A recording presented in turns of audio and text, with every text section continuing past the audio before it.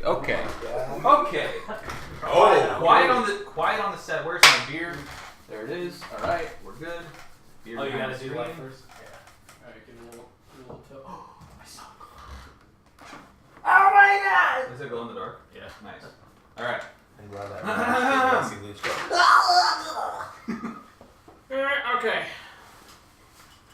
Welcome back to Elendel. I'm a different face. He's already. Why are you laughing already? Nothing's happening Too yet. official. It's a Nothing's shame happened. we lost the pretty one. No. It's disadvantage on your first I was roll. gonna- Exasperation for it all. I laughed because of the joke. I thought in my head that I didn't You are say it step 5 exhausted. Alright. You have no movement. If we can, let's go You around. can't actually We're move to gonna get go back food. around and You You must will introduce die ourselves. tomorrow. Children. loud. Separated. Sorry. All right, go ahead. Introduce yourself. Your camera's over there, by the way. Hello everyone. Welcome joining us on Elendel, the Natural 2 Productions. My name is Caleb, and I will be starring as Akalius, the Zealot Barbarian. In scene. I am Ben, and I will be playing someone to be named later. Ooh, dun dun. Oh, I thought he was actually going to do it. I am Groot. My name is Raz Al-Desh. He's missing. You'll be playing as Luch. I am a level 3 rogue, level 2 paladin. Oh wait, no, not.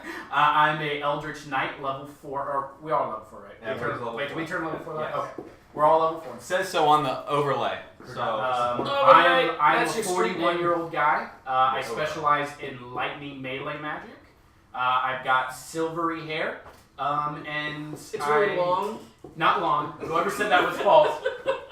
it's very short. And they sound like everyone's favorite Call of Duty Overwatch player. McCree. I can Soldier 76. I've got you in my sight. All right. Josh is back. Okay, go ahead. I am playing Gorram Grimlock, a level 4 Forged Domain Cleric. Woohoo! Who has this very awesome Scottish accent. Josh, want to introduce yourself again? Introduce myself. Yeah, to the viewers. I am Josh, and I like to party. Okay. He only plays Horde. Play a tiefling bard. By the name More of like a Desh. trifling bard. Oh my god, can we put him back on that side, please? Can you roll for mute with this. disadvantage, please? Oh, I was going to say that's pretty good. Anyway, so to Yeah, and I forget my spells most of the time. yes, that's true. Good job. Yeah. Whoa, yo, stick! Okay. So So our healer of the group doesn't what know is, these spells. were they always this unruly for you?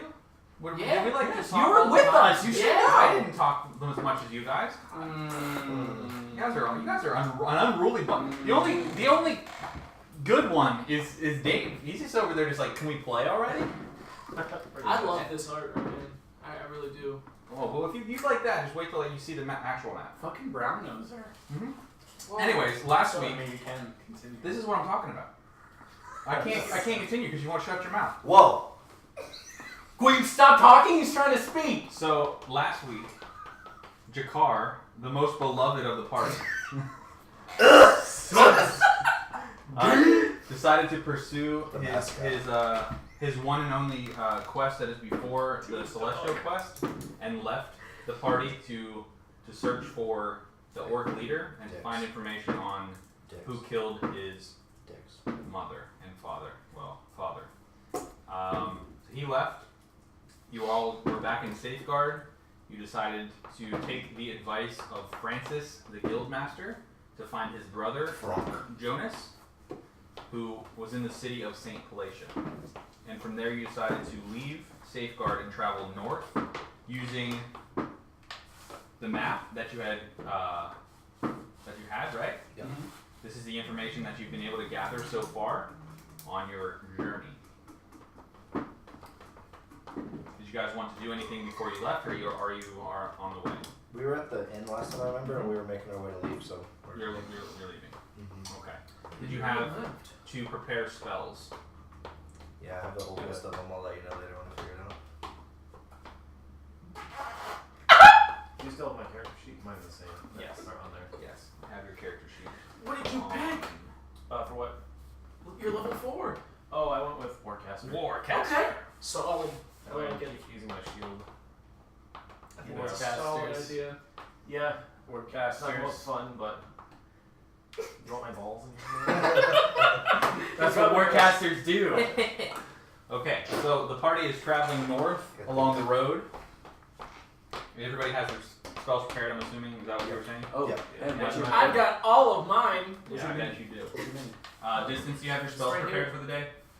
That's I do. Okay, No, that's me. I also use my Blessings of the Forge on my Warhammer. Oh, so it's okay. +1/+1. okay, perfect. I'm about to leave soon. What's happening? What? What? Who are you? Anyways, you guys are traveling. You were given horses by the innkeeper of Safeguard, and you're traveling north on your horses. And wagon. You have a that's right. You purchased a wagon. Yeah, we put little Jimmy in the wagon. And Jimmy's riding in the back of the wagon, bumping along the road. Wagon.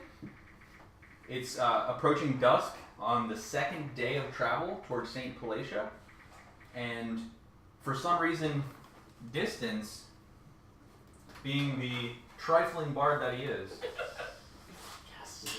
asks everybody to halt, and everybody stops themselves in the path. And Akalius looks at Distance and asks him, "Why are we stopping?" Why are we stopping? Just like that. A little bit up to the north, along the side of the road, you see a figure in a hood who's approaching the party. What would you like to do? I'm gonna tell him to halt. How are we sitting in the wagon right now? There's only he's in a wagon with Jimmy. You all are riding horses. I'm on the horse in the front, so. The rest of you are riding horses. And what's the order? That's up to you. I just told you I'm first. I'm the Alright, wagon. so you're we're- first. The wagon's in the back, I'm sure. So you're first. Who's next? Why are you looking at Ben? He's not even here yet. Yeah, Ben's not even. No, I'm not looking at Ben. I'm looking. I'm waiting It's for gonna be everybody. me, Distance, then wherever you're at. And then Gorram behind us, little Jimmy. With the wagon. Distance. Good cover. For what? You thought I was there.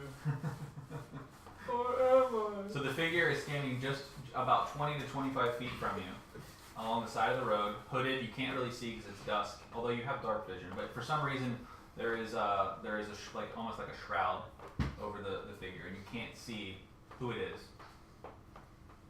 You ask him to stop, Halt! but he doesn't stop. He keeps walking, or it keeps walking. I'm projecting. Why the fuck do you gotta tell him to halt? Show yourself. He's now 20 feet from you.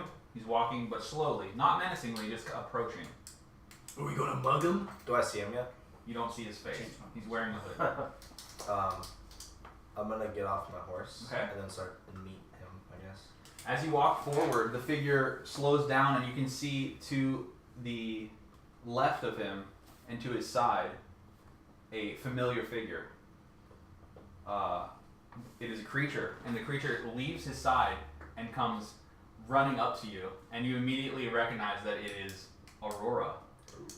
And the hooded figure flips back its hood, and you see it's your lost brother Jakkar, who you haven't seen for almost 2 weeks. And he It's been that long. Yeah, it's been almost that The long. journey to the places. Yeah. Oh, so we've been traveling. Yeah, you've been traveling for a couple days now at this Oh. point, and then when you last left and traveled back to Safeguard and the town at the time. So say it's been at least a week and a half to 2 weeks. So you haven't seen him for a little while, and he greets you, but somberly. "Hello, brother. Great to see you again." Nice Right. cloak, is that new? He visibly grimaces. I can't find my brood. I'm also gonna pet Aurora first and tell her she's the goodest girl ever. All right, can you roll for that, please? What am I rolling for? Roll for persuasion. Oh, what the fuck is that? I can't see. 10. 10. Even though Aurora seems to be very happy to see you, as you pet, you seem to be petting too hard. Maybe you forgot the touch of how she likes to be petted. Yeah. So as you're petting her down her back, she's baring her teeth at you just a little bit. Maybe like that's just to say this is too hard, a little too rough. I slow it down and then I stand back up. And Okay. then I ask him what he's What have you observed? What's He- what's He the looks news? he looks at you kind of somberly, and he looks back at the party, nodding at each of you one time. He seems to. Are we separated? Am I separated from? You're the only a party? few feet in front of the party, Okay. so everybody can hear what's going on. Okay. And he looks at everybody, kind of nodding his hello, and he says, "I'm afraid I have some somber news. Not necessarily bad, but definitely not good. Okay. While I was traveling in the valley, I came across many orcs that I have slain. One pack in particular caught my interest, as they seem to have a lot of dwarvish items with them. I know that you had been searching for the orcs that destroyed your family, and upon killing most of them and separating them from their leader, I tortured the leader, and he didn't give me any information, but I did find this sword." And Jakkar pulls out a sword from underneath his cloak and hands it to you with both hands, and you take it from him and you look down at it, and it is a great sword that has ornate markings, dwarvish markings all down the blade, and a symbol on the hilt. And this symbol, even though you don't necessarily recognize it, it seems very familiar. The sword looks something like this, with a giant boar's head on the hilt. I'm gonna take it, and then I'm gonna kneel and kind of like put my hand over the marker, Mhm. and then I'm gonna, this was my father's blade, and then I'm gonna like stop talking. I'm gonna get real quiet, and then I'm just gonna pray, Okay. and then you see a tear roll down my face. I lean over, I kind of look back at Gorram and I'll be like, so this guy took on a couple dozen orcs by himself. I didn't know him very long, but he couldn't really hit much shit before that, so I call bullshit. He can obviously hear you, and he just shoots you a glance, but it's too somber of a moment for him to really care about what you're saying. Back to the important moment that's actually happening. And he just reaches down and puts his hand on your shoulder, and he says to you, still softly, that he's glad that he was able to get you some closure, and that he wants you to take the sword, and he also hands you a pouch. And the pouch, you open it up, and it's full of orc teeth and a few tusks, and sort of like a memorial for the orcs that he killed for you. And he then looks at the rest of you guys and knows that you're still on your journey north, the journey that you all started out on, but he kind of looks back at you and says, my journey's not done. I still need to find Var'Gul and find out what happened to my parents and find my grandfather. So I'm gonna take the sword and just like put it into the ground, and then without saying it, I'm just gonna give you a big like hug and just thank you, and then wish you kind of like best of luck, and then kind of walk away and just get back on the horse. And With my new blade. as you get back on the horse to keep riding, he kind of takes 2 steps back and just nods at you guys, except for Raz. And as Raz passes, he goes, nod, fuck you, and then turns around and I walks, spit in his and then direction. walks back into the Fuck you forest. too. Fucking pussy brooding ass bitch. And so you were very happy to see Jakkar, even though he brought you some somber news. You're happy about the closure, and also happy to see that he's not dead. So, question. Yes. Just so technically, this is for like Akalius' say. I don't know if he allows. The group is allowed pets. Pets, sure. I mean, You want to give him Aurora? no, No, he needs Jakkar needs Aurora. Yeah, Jakkar and Aurora are off. Anyway, Flay kill him. him. I have little Jimmy. Little Jimmy's my pet. He gets on all four. So He's like my nephew now. So Jakkar moves off into the forest, and you lose him in the darkness as it's becoming dusk. You can keep riding through the night if you'd like, or you can choose to rest. We're probably just going to, no matter what you do, we're just going to fast travel to. Yeah. Then I say we go. Will you allow us to rest during the time being? I mean. Yeah, of course. All right. Yeah. I mean, no, you guys didn't lose any. How far are we away from the city? You're still like 3 days ride from it. But we're in a side Okay. travel, so I put the blade like But how can you fast travel to a place you haven't been? I'm sorry, is he playing or something right now? He's not. You shut the fuck up and you sit Who the there. fuck is that? Who the fuck are you? Who the fuck are you? Basically, what we're doing is, since nothing's going to happen from here to there, we're moving forward. So I'm gonna, as I'm riding, I'm gonna just kind of observe the sword Okay. Eventually, maybe. and just look at it, and then Is there anything else that you'd like to do on the way there that I can give you time for? No, not me. Anything at all? as we're riding, I'm gonna take out the journal that we got back. And My character does that. Who has it? No, my Oh, character just burnt. Okay. I'm gonna look at it, and then I'm gonna ask if anyone in the group can read this writing. I'm gonna go. I'm just picking your notes. Yeah. Do you know what kind of writing it is? It was celestial, because that's what you were that's told, what Paladine right? told us. So, or not Paladine, but Tyrion. Tyrion told you. So, you're asking out loud if anybody knows how to speak Celestial. Distance, can you read this? No. Nope. How about you? What?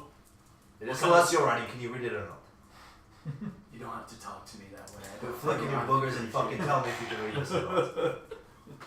Yeah, I can fucking read Celestial. Give me I look like some simpleton. Why, of course I can read celestial. Let me put on Like glasses. Alright. on my monocle. Can you roll for me? Are you choosing to read it? Yeah. Okay, can you roll for me? Monocle and a magnifying Roll. glass. I actually go. Pulls out spectacles. Can we, for narrative's sake, can I have already explained our whole journey to Raz so he knows like why? 13. Yeah. Yeah, okay. 13. So for Roll narrative's 13, sake, okay. Gooch, you know why you need to read this and all that good shit. Alright. Wait, does he? I mean, Why? So Right. now, because I'm not gonna be like, here, read this book. So let me get this straight, okay? You guys have been on a perilous journey, right? You've been traveling for however fucking long, and one of your people gets obliterated by a shadow dragon. The other one broods and leaves to go find his probably dead parents and grandfather, and then you expect me to travel along with you to go hunt a far powerful necromancer. Yes. No. You can leave. You can leave if you want, but I can't leave because Jack won't let me make another character. True. Shit. Big facts. Okay. I'm just gonna discreetly just nonchalant. Yes. Yeah. That's Okay. exactly And you what I'm rolled a 13? You rolled Yeah, a 13? Okay. So you read the book for a few hours that evening while you're riding, and you're able to read far enough to find out that the heavenly mountains where the party is traveling, where the rumored first celestial weapon is, that there is only a single cave entrance that will not only lead you into the mountains, but will lead you over the Great River, which is this here. That there is only one pass without taking a boat to get over it. I want to kind of like have trouble pronouncing it. Like I'm like reading. And I'm like saying the word, and I'm like, and I go like, all right, so that means river. So I'm just gonna. So Roz relays this information to you, Please tell me. your great disdain of how simple he's explaining it to you. You almost question the validity of what he's saying because you're not really sure if he actually can read it or not. But he does manage to tell you that in the mountains where you need to head after St. Palatia, that you have to head into the mountains and find basically a hidden passage almost inside the mountains that leads you over the river to the other side of the mountains. Over the river and through the woods. Exactly. To the sacred weapon we go. Yes. All right, so So that's all the information that you can gather from the journey. And as we get to 2 days later, okay, so you've been riding, traveling, eating, sleeping for 2 days. You finally start to emerge out of the dense forest and woods along the path, and you see a great wall in front of you with an enormous gate, a giant wooden gate with almost an arch over the top of it. The gates, it's early morning and the gates are open. You can see people coming in and out of the city, but behind the giant wall, you just see buildings and domes and what looks like a city that's almost on a mound. Okay. The buildings in the middle kind of like rise up above the ones in the front, and the walls are giant and they're stone. How tall would you say they are? Can you give me The- like an estimate? The walls? Yeah. The walls are a good 20, 25 feet high. Okay. So I'm just kind of I got like this little like cigarette thing kind of in my mouth, and I kind of look up at it, and my thing drops, and I go, damn. So this is Saint Fellatio. Do we know anything about the city? Only from what the only things you know is that Because we got some information from Sebastian and Sebastian. yes, Sebastian. Oh, Sebastian, the yes. fighter. Yeah. He told us that him and his brother. I wasn't here. His brother and his Francis. adopted brother. No, Sebastian You're was the still talking guy. about Sebastian okay. and Montenegro, whatever the guy's name was. The guy who. What? Montenegro? Yeah, the What's guy his name like something with I A? don't know, let's be honest, I don't remember. Months ago. It was Never said anything, so it was Altuine. yeah, Altuine, yeah. Oh, wait, Alter. All-terrain. All-terrain vehicle. All-terrain vehicle. But yeah, he was missing a tongue, so he didn't talk. But we found out that he got his tongue removed because Mhm. it's like a super religious, cultish Yeah. town. And then we were going to meet Francis's brother Jonas. Jonas, the guildmaster. That's Like St. Nurse Fellatio. Joy. And he's literally near store and looks exactly the same. The Jonas brothers. That's right. His name is Jonas. Yes. He's carrying the wheel. You Anyway. get a I'm gold kind of like star. pulling a wedgie out of my like, come get off these fucking horses. Yeah. So the four of you, well, the five of you because of Jimmy, stand in front of the gates of Saint Fellatio. You see townsfolk, and kind of like the people near the gate are very dirty. They're very like they look poor, and you can determine that the people directly near the gate in the front of the city are probably like the lower class. They're the working class citizens, and you can kind of smell that like open market, kind of homeless, smells coming out of the gates. But there are people moving in and out, travelers coming and going, and you stand there looking up at the arch, and then into the city.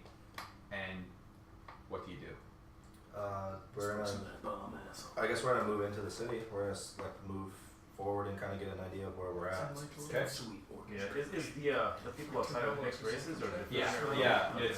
Mostly it's gonna be mostly human, but you can see other races. You see some halflings. You can. So we're just kind of waiting out the entrance now. Yeah, you're standing. Well, at the we're gonna entrance start of the city. heading in. I mean, Yeah. I'm still gonna be on my horse and stuff. Yeah, you're on your horses except for you. You got off your horse, right? No, I was just Oh, kind of you're looking still- up okay. at it, and I was like, But he didn't get That's off kinda- his high horse. But who the fuck is this? it's like a hormone downstairs. He's a rogue. That's who he is. Yeah. Alright. So we're. So you're moving into the city. Yeah. Can I get the Okay. city view now? Yes. Let's change it. All right. So this is going to be the map. This is what you're looking at for the map of Saint Fellatio. The gate is down there, so all of you guys are. down So there. as we enter we're gonna enter, and that's like, what do we see as soon as we enter the gates? as soon as you enter, Moses? yes, Moses parting the Red Sea right at the beginning. That's what it looked like. Yeah. Right as soon as you walk into the city, again, there's one main corridor, and you can see almost down to the center of the city, but it seems to be up an incline. So you can kind of see that towards the center of the city, it does start to slope up, and directly in front of you, you see a giant dome made of bluish metal with gold trim, and it looks almost like a giant titty in the sky. Damn, this will be. What time of day is it? It's early morning. Yeah.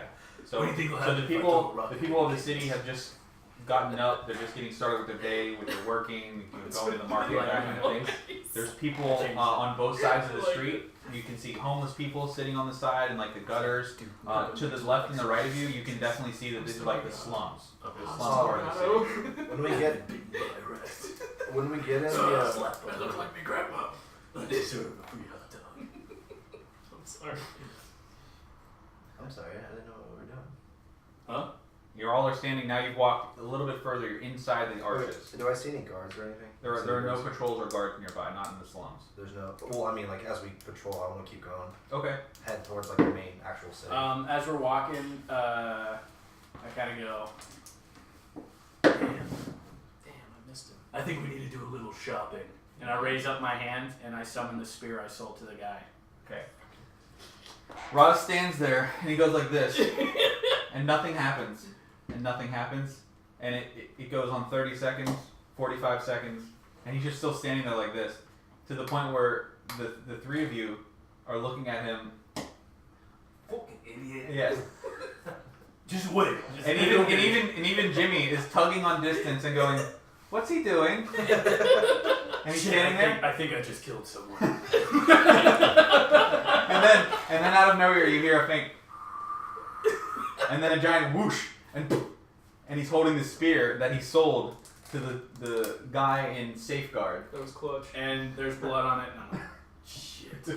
I was kind of wiping on my hand. I'm just gonna the only action I have 90% of Roz's things. Just gonna walk away and just keep going. Yeah, okay. I'm gonna keep going. I want to go past the slums and see if there's any guards that I can talk to get an idea of where Before you everything's pass the Look at slums, this guy breakdancing. before you pass the slums and you go over the river, that's it's kind of separating the slums from like the marketplace and the actual businesses. at. Distance stops you, and he kind of he says, "Wait, before we go into the city, I want to do something." Distance. Oh yeah. So we're doing this now? Yep. Oh god. Okay. So I have an idea to make some money, some kind of spending money before we like fully go into the city. Whoever wants to come with me. I'm not cheap, Distance, okay? To get into this temple, they have to pay a superior fine. No, don't worry. No one's gonna be touching you. I don't think. Not yet, they won't. But yes, if anyone would like to come with me, they can. I'm gonna go with distance. You already know where he's going. I trust distance more than I like Roz at this point, so I'm gonna go with distance. And he has Jimmy, and I don't want anything to happen to Jimmy. I'll go with them too. Okay. Oh, yeah, with I Are feel you a going with him too? I guess I'm gonna follow. Okay. because I have a I think moral the city responsibility going to gets take care of Jimmy at this point. Gorram doesn't want to get split up in this large city that you guys know nothing about, so he follows along behind, although begrudgingly. Okay. Distance, you have a friend, a contact in the city. His name is Mordecai, and There he runs a child fight club for kids under the age of 12.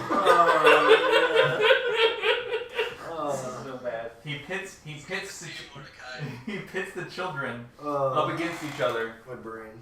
for bets. And since it happens in the slums, no guards come down in this area. There are no patrols or any sort of authority, right, in this area. So everybody looks like at any minute they could just shank you as you're walking through. And as you're passing next to each and every small hut, there's you can see like drapes and clothes and just kind of there's just no organization or cleanliness.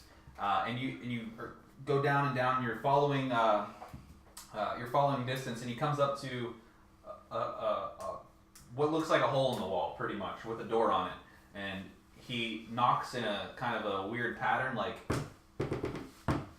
I don't know where he learned that, but he knows he knows how to knock. And a scrawny looking man with just greasy black hair with beady eyes opens the door and kind of shiftily looks around, and he looks at all of you, and then he makes contact with Jimmy, and his eyes just seem to just get 4 times as big, and he says, "Distance, it's good to see you." I'm gonna look at distance and ask him what's going on. I really hope that your training is that he's picking up on some of this training and get your coin purse out because we're gonna make some money. What do you mean? Yeah, Distance, why the fuck you bring us here? What do you mean trained him well enough? And dear God, this man looks like a rat. Literally. Yeah, so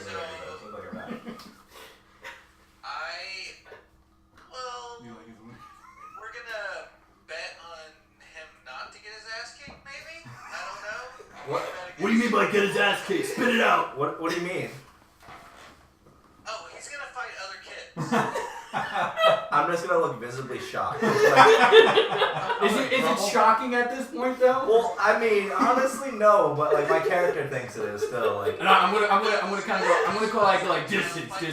Like, So you're telling us that we're going to pit Jimmy against other kids who are going to beat the shit out of each other while we bet on them. Yes. I mean, Jesus Christ, this is the greatest fucking sport on the planet. I pull out a second coin. I'm like, where do we go? I can need a drink too. I need I'm gonna look back at Jimmy. Yeah, What does he think? yeah. I'm gonna ask Jimmy if he what he wants to do. Jimmy looks visibly mortified at this point. This poor fucking kid. He legitimately has turned a pale sheet of white. So does he not want to do it? He has no idea what's about to happen. I'm gonna ask him if he wants to do it.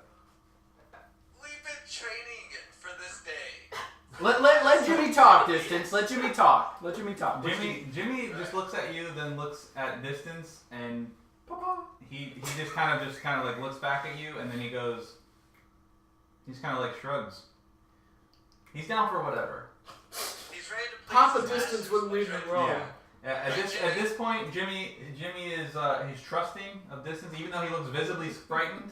He because he has no idea what's about. He doesn't know what he's doing. He's willing. He's willing to do what Distance tells him. All right. So are they allowed weapons or no? Because I say we arm this kid up like a motherfucker. Mordecai speaks up and says, "Of course, no weapons. It is a bare knuckle fight. Bare knuckle fight between these children. And if you don't mind, if you could please come inside. We don't talk about this on the street." Alright.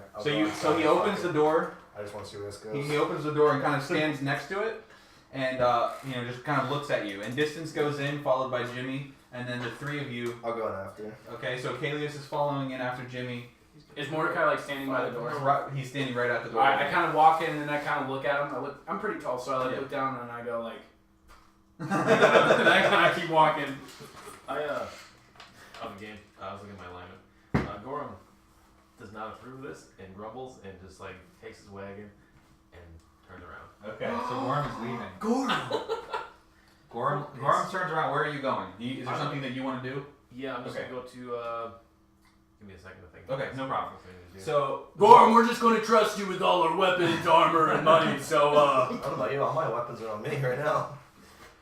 So Gorram takes the wagon and turns it around slowly, and the whole time he's just, you can hear him muttering and like cursing in Dwarvish.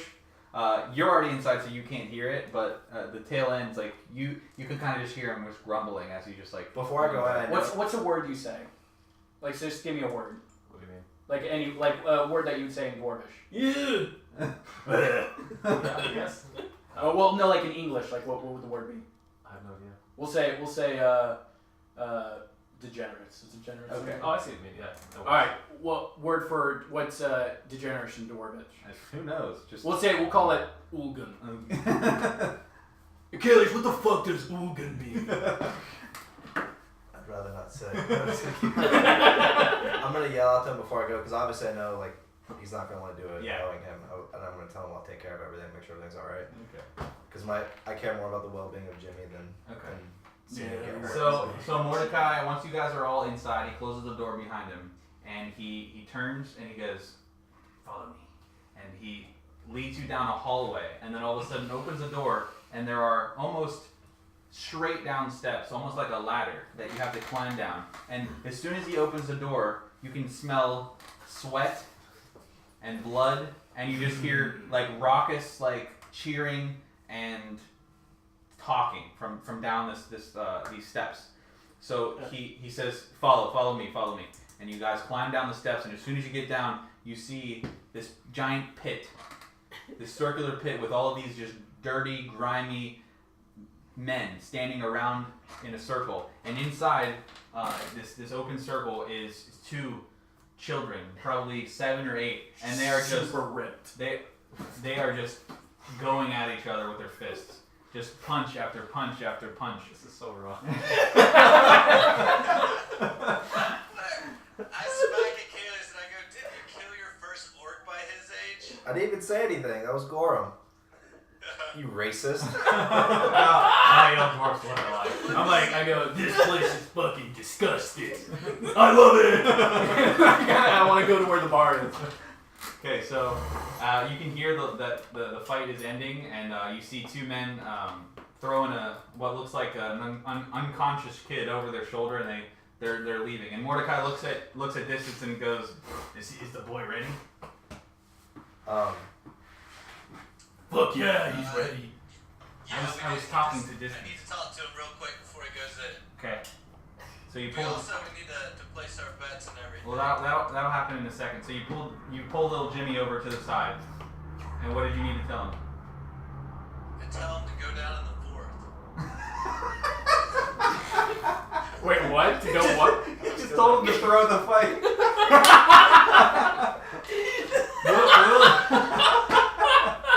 Little Jimmy looks at you, but he's confused. He doesn't know what throw the fight is, so he doesn't know what you want from him. I'm kidding. I tell him that I hope his training is gonna pay off and that I'll be proud of him. I'm gonna talk to him as well. I'm gonna give him a pep talk. I feel like it's only right because I'm his trainer at this point, I guess. In this stage, that's what I am. So, here it is. Hold on, he's giving him a speech. Oh, I thought you were already done. I Sorry. didn't even say anything. Sorry. Let him Yeah, go. sorry. man. I'm sure he wants to listen to the wise manners. So, I'm gonna go up to Jimmy. I'm gonna put my hands on his shoulder. Mm-hmm. Jimmy, this isn't exactly what we've been training for, per se. But I have shown you all manner of tactics, hand to hand, sword. They may be bigger than you. They're gonna be stronger than you. They're gonna be faster than you. But they don't got your heart. Jimmy! A dwarven heart is strong. You pick him up. Your freedom. They may take, but they'll never take your freedom. But no, but really, I'm gonna just give him a little speech, just tell him, you know, remember the fundamentals. Jimmy looks inspired. You can see his fist clenching up, and he looks like he's ready to go. And I give him a couple of these, like we start doing some, punch combos, just have him hit my hands. He's ready to go. He's ready to fight. What did you want to say? And I'm gonna also kneel down to Jimmy and be like, Jimmy, listen. Can I roll strength to push him into the mud? Well, we're inside. There's no mud. Oh wait, is there mud? It's like a dirty nest. And be like, shut the fuck up. This kid looks scrawny. We're gonna make him a man. I kind of bite a little bit off my thumb, and I kind of go like, and I kind of give him like these blood marks on his hand. And I'm going like, you're gonna be the most goddamn fucking terrifying kid in that ring. And I pull out my dagger, and I'm like, right in between the ribs. Don't ever look at that. So he went from looking very inspired to visibly frightened again. He's not really sure why he has blood on his cheeks. Keep in mind this child is 7. Good job, Lich. Fucking sick. He's got 7 years Anyway, of goddamn raw you hear from the side and over the raucous, the muttering and chanting Mordecai on the side going, "It's time to fight." And distance, you kind of just like give little Jimmy a nudge into the pit, and then he looks at you all and he says, "Are you guys taking bets?" Fuck yeah, we're taking bets. I'm gonna ask him what the odds are. We're giving. Wait, how do odds work? It's you give them on the underdog, right? Like 3-1. Yeah. So if I give you 10 gold, how much would I get back? Wait, what does the kid he's facing look like? No, you don't know yet. He's gonna be a Oh beast. my I already know. God. You don't know yet. Well, no, we can't bet on the underdog then if we don't know which one's the underdog. Well, we're about to find out. That's why I asked. Oh no, he's about to tell you. You just don't see him. Oh, okay. So the underdog, you give odds on the underdog, right? Yeah. All right, so we're giving 10 to 1. All right, boy. I'm gonna put 10 gold in for little Jimmy. So you get 100. I'll get Yeah, 100 back. okay. Yeah, I'll lose 10 gold to get 100. That's a 100 to 1? Or 10 to 1? 10 to 1 odds. One put in against one Jimmy. gold. Against Jimmy. We're giving Jimmy. They're giving Jimmy 10 to 1 odds against his fighter and the other kid. Wait, say that Jimmy has a 10-time If Jimmy wins, you get paid out 10 times because he's the underdog. Okay. They're saying So- 1 time out of 10, Jimmy wins. Yes. So whatever you put in is times 10. God damn it. Hold on. So, because based on the way that we kind of calculated things, that it was going to be kind of a decent fight-off. Am I rolling with any kind of disadvantage because I'm an underdog? No. No. You actually get to because of Caleb's rousing speech to Jimmy. You get the first blow is with advantage. Boom. And he's got a 1d4 dagger. He'll do some damage. Alright. He didn't take your dagger. Damn it, Jimmy. Place your bets. We have to start this fight. I gave 10 gold. 10 gold from the brutish dwarf. But we can't see the other Can't see kid. the other kid. Handsome dwarf. They're like, shit. And I go like, I'm Thorn Oak and show him a sexy bitch. you're brutish. I put 100 gold for little Jimmy. Oh my god. Fuck him up, Jimmy! 100 gold. And Mordecai reaches out and snatches it and goes, great. I swear to fucking God, Mordecai, you make our boy lose, I'll snap your neck like a twig. You rat-faced bastard. You're in right place, shit. Distance. You like him better this way? What's that? Put 100 gold in there on Jimmy. Oh my God, 100 gold on Jimmy. Fuck! All the bets are in.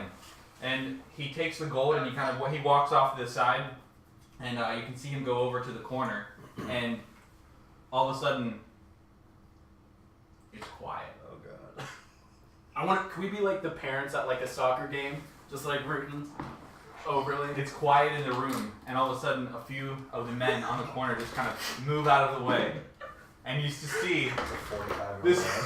You just see the largest 9-year-old kid you have ever seen. He comes out, he has no neck. And it's almost to the point where you're like, Mordecai, this you said this would be a fair fight, and he just looks over and goes, he's a child. Where's his birth certificate? He looks like all muscle. Says From I am neck, 9. from neck to waist, he's just all muscle. Brad Pitt from Fight Club. His muscles have muscles. And he walks out, and you can hear him cracking his neck, and you're just confused at how a 9-year-old knows how to crack his neck. Yeah. That's pretty much it. And there you have little Jimmy, who's skinny, scrawny. He was a homeless boy almost 3 weeks ago. I'm gonna, before like Jimmy's like about to go, rub his shoulder, his eyes go, slip and rip, boy, slip and rip. And you push little Jimmy into the ring, and the boy on the other side is cracking his neck, and he just turns around to the crowd and he goes like this. Nah, Jimmy's gonna win. He goes like this, and all of a sudden the room erupts in cheers. And it's clear to you that you may have made a mistake with little Jimmy. I'm gonna yell, boo, you fucking suck! But I copied his voice, so it sounds like him. Can you roll a d20 with advantage, please? Oh shit! Fuck him up, Jimmy! Are you gonna explain the rules and how that works? Yeah, we'll have 3 rolls. Because he gets the first one with advantage, and I'm going to roll, and then I'll narrate from there. Alright, so advantage means I roll 2 d20s and I take the highest one. Yes. Yes, sir. Get that fucking natural 20, Jimmy. I like this app he has. I could, now I can't. Go ahead. Alright, What was that? so 16. 16. 16. The highest. Okay. So basically how it's going to work is it's going to be the best of 5. We're going to roll 5 times, and whoever has the higher 3 times will win the fight. So the first kid to take 3 punches, or to hit 3 punches, is going to win. So little Jimmy gets pushed into the ring, and he just kind of is like looking back over his shoulder, kind of with hesitation. He sees this monstrosity of a child, in front of him. He's never seen another kid that's this big. All the kids from his town were all their homeless people that were very scrawny and skinny like him, and he's just not really sure what to do. But looking at him, the other boy kind of like looks at him menacingly, like looking down at him almost, and just gives him a kind of a snarl and starts to walk straight at him, just without any sort of defense in mind at all. And Jimmy recalls some of your training and instantly just lashes out with his right fist and just punches him right in the chest. And the other boy looks almost stunned. Yes. That's my boy. He hits him in the chest and he kind of like staggers back, takes a step back, and he looks confused. Can you roll again? Punch him in his fucking child wiener! That's Jimmy 1. Just one. Oh yeah! What is it? A 19. Just so we're not cheating. Was it? Roll it! It was a nat 20. Oh shit. Fuck! Are you kidding? Sorry. So the big kid, looking visibly shocked at taking a blow, shrugs it off and runs straight at Jimmy and just lands just a solid right hook right across Jimmy's chin, just knocking him into the ground. Slip and rip, boy, slip and rip.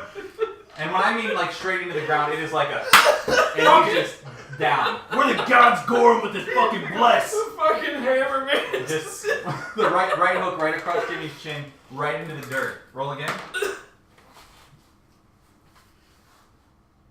12. Oh shit. Hearing the cheers and the encouragement from the side, Jimmy is very spry for a scrawny boy his age, and he springs right back up, connecting an uppercut. And he kind of just staggers backwards and kind of falls back on his back. That's our fucking boy! So roll the next one with advantage. With advantage? Because the boy is now prone on his back. Oh shit! Oh, No. 6. What? With advantage? Yes, Yeah. 6 and a 3. 6 and a 3. Jesus. Jimmy actually seizing the advantage that he has, and the boy on his back jumps straight forward and forms 2 fists and comes straight down on the boy's chest, and he kind of like gasps and then collapses. Yeah! I cast Boomy Blade on my fist and I slam it on the dirt. I'm like, I rolled a 2. Yes! Damn, dude. fucking 1,000 gold, baby! The room is stunned. I'm running into the pit and I just lift them up. Fucking Jimmy. Oh my god. And then I flick off Mordecai's Mordekaiser. or whatever. Fuck you, rat man! Mordecai looks visibly upset. He runs over to distance and he goes, "You didn't tell me this kid could fight. This isn't fair. What? I want my money back." I'm gonna grab him. My eyes start going lightning-y too, and I grabbed his shirt. We both do. We lift him up. And I kind of look at Akalius and I go, "Isn't fair." Yeah. Listen, ready? We're gonna lift them both up. I'm gonna go, fair is fair. Now pay us. He immediately regrets those words and he goes, "Fine. Take the money." And he gives you his entire sack of gold from the fight. Hey. Jimmy looks elated. Gold. He can't believe that he won against this behemoth of a child who's still laying back in the mud, and the whole room is still silent because the kid, whose name is Ezra, had never lost a fight up until that Hey! Fucking Jimmy! Jimmy is so lucky. I was about to trade his ass for that other kid. So we got 1,000 gold, right? Me in distance. You in distance have got 1,000 gold. Akalius has 100. I take a sack of 200, and I kind of look over at Akalius and I kind of toss a little bit, and I toss it to him. I'm like, kid could have won without your fucking fighting. Here, tell you what though, you owe me a drink. You said 200? 200. Fuck yeah, dude. I'm gonna do Okay. the same. Okay, huh? Pay him for the training that he's done. Hey. So yeah, I'll give him 200 of my winning. Alright, when's the next fight? Mordekaiser looks at you and says, "Get the fuck out of my shop." Well, that helps. I just double my gold. What the fuck you say to me, rat man? Get a rat, man. He's like, "You and me, 1v1." Go, can I? Go in the ring. I get my shield. He's visibly upset. He's very angry that his child won. He's now looking at Ezra, who's still unconscious, and he's just looking at him with disgust. I'm gonna, And he's telling you it's time to leave. yeah, reading the room, I'm gonna put little Jimmy on my shoulders like a little victory lap, and we're just gonna fucking leave. I see him looking at the kid with disgust. Sure, it's And I'm fine. like, obviously this kid's a wimp. You know, I was thinking I need a kid of my own, so how much for Ezra? He just looks at you and doesn't answer and just walks away. Alright, we leave. And all of the people kind of like fill in between. So now there's a big wall of people between. I swear to God, rat man, if I ever find this fucking city. Get a rat, man. Alright. Fine, yeah, I'm follow out. him out. So I'm out. you guys leave the We leave with the fighting spoils. pit. So Gorram, where did you go? To the nearest tavern, I guess. Okay. So Gorram in the tavern, which is across the bridge. On the left, there is an inn and a tavern. Did you want to try to find a room there? No, I was just getting. You're just gonna eat and drink in the tavern. Okay. So Yeah, Gorram. get some milkshakes to celebrate. Yeah, I was gonna say, we need to get little Jimmy something, because he Gorram. deserves it after that. Milkshake. Wait, so he's not even really beat up that much. He just got like a mark on He his got head. hit once. And it was just, I mean, it Fucking was a hard Jimmy. hit. He's now swollen on his So head. are we left are we cheek. in the tavern with Gorram now? Missing a tooth. Yeah. He has, Spat it he out looks like as soon as he walks he away. looks like Will Smith in Hitch when he got Oh, stung my by the God. bee. So You when we remember leave, I'm gonna put him on my horse with me, and I'm just gonna Yeah. talk to him the whole way, just that? Okay. tell him how proud I am. I'm so proud of you. You guys leave. My little You leave guy. the fighting pit and travel back through the slums and across the bridge. And on the right side, you can see the bar, the tavern, as well as it's connected to the inn. And you see Gorham's cart. His wagon is tied up outside. While we're passing over to the new town, what do we see? Or when we actually pass over the bridge? So basically, all you can see on each side at first is just the slums area. Like I said, the homeless people and just kind of people just Well, I meant milling like, because about. we crossed the bridge, no? Right. So- Yeah, you're going across the bridge, which kind of again is leading up a hill, Uh-huh. and you can just all you're doing is getting closer towards this big, Okay. like Booby. yeah, the big Is there boob any in the sky. or is there any like guards or anything? There's still no, you still see no guards. You do start to see some like cloaked figures. You can kind of discern that they're probably from the local monastery. Is there They're any, wearing like- like monkish kind Is of there any clothes. town people next to me that I can talk to or anything? They're at the tavern when you pull up and go across the bridge.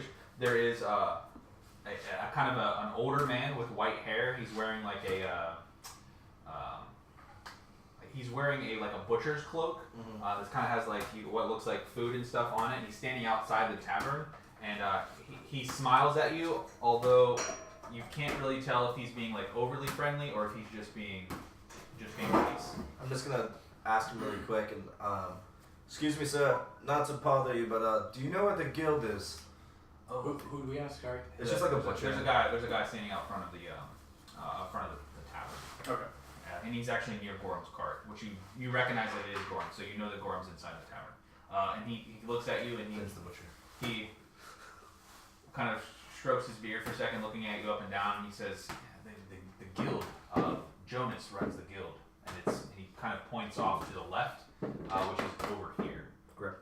And he doesn't really tell you exactly where it is, he just tells you that it's down the street. So you say he's a butcher? He's like cooking meat right now?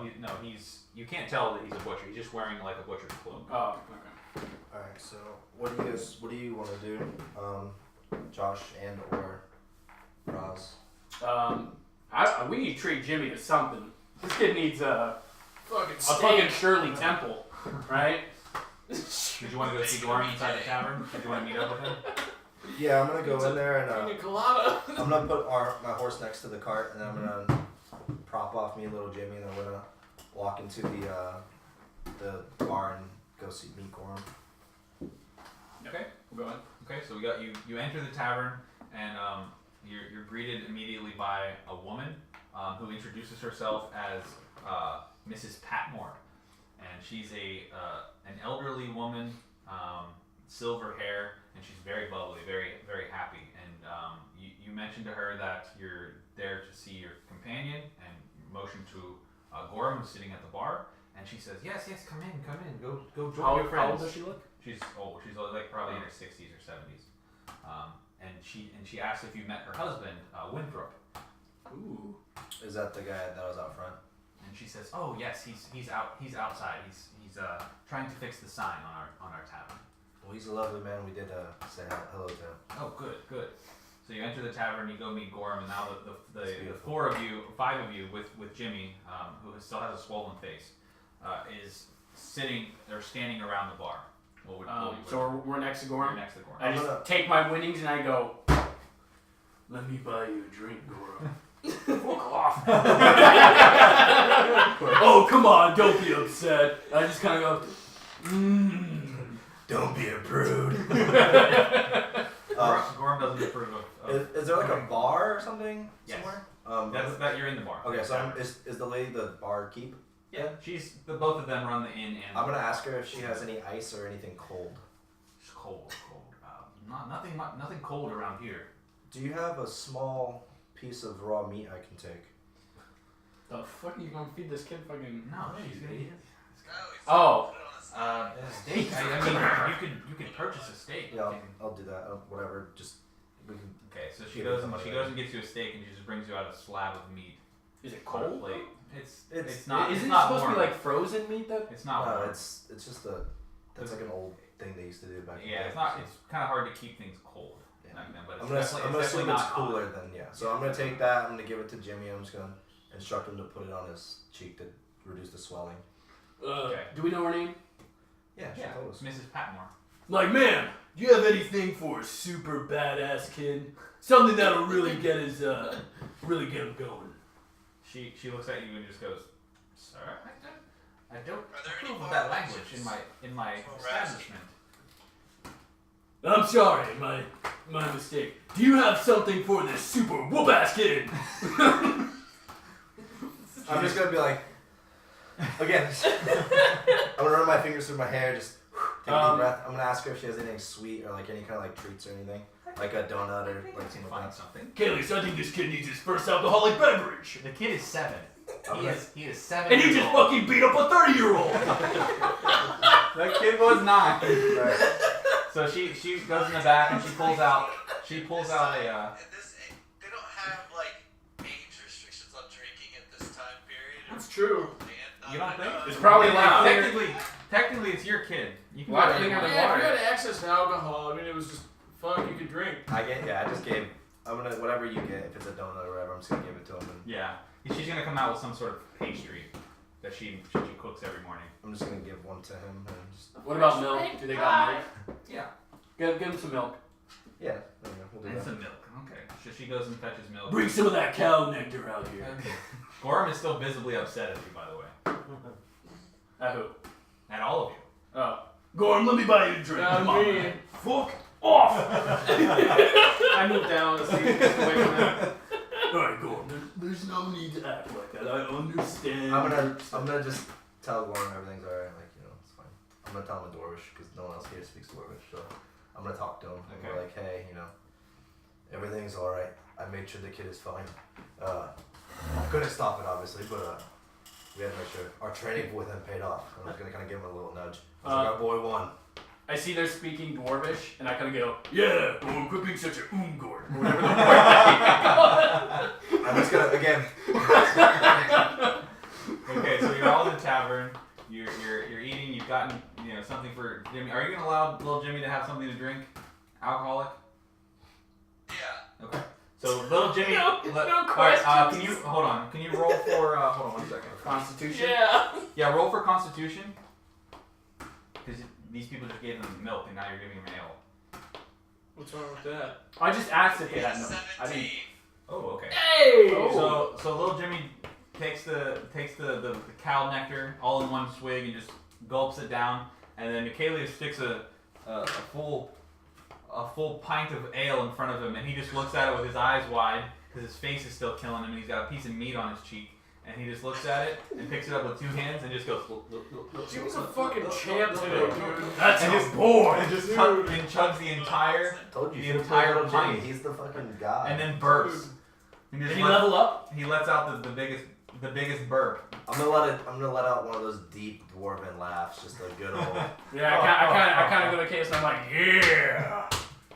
Hi, Caught me off Akalius. guard. What are you Alright. doing? So everybody is feeling happy except for Gorram. What are you guys doing? I look at Gorram. I'm like, all right. Let me buy you a drink. Let's be real for a second. I got a little something for you. I think you might be pretty happy with it.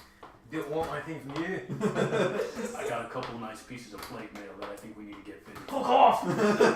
Damn. Come on, man! I'm trying to be respectful. It doesn't have anything to do with you.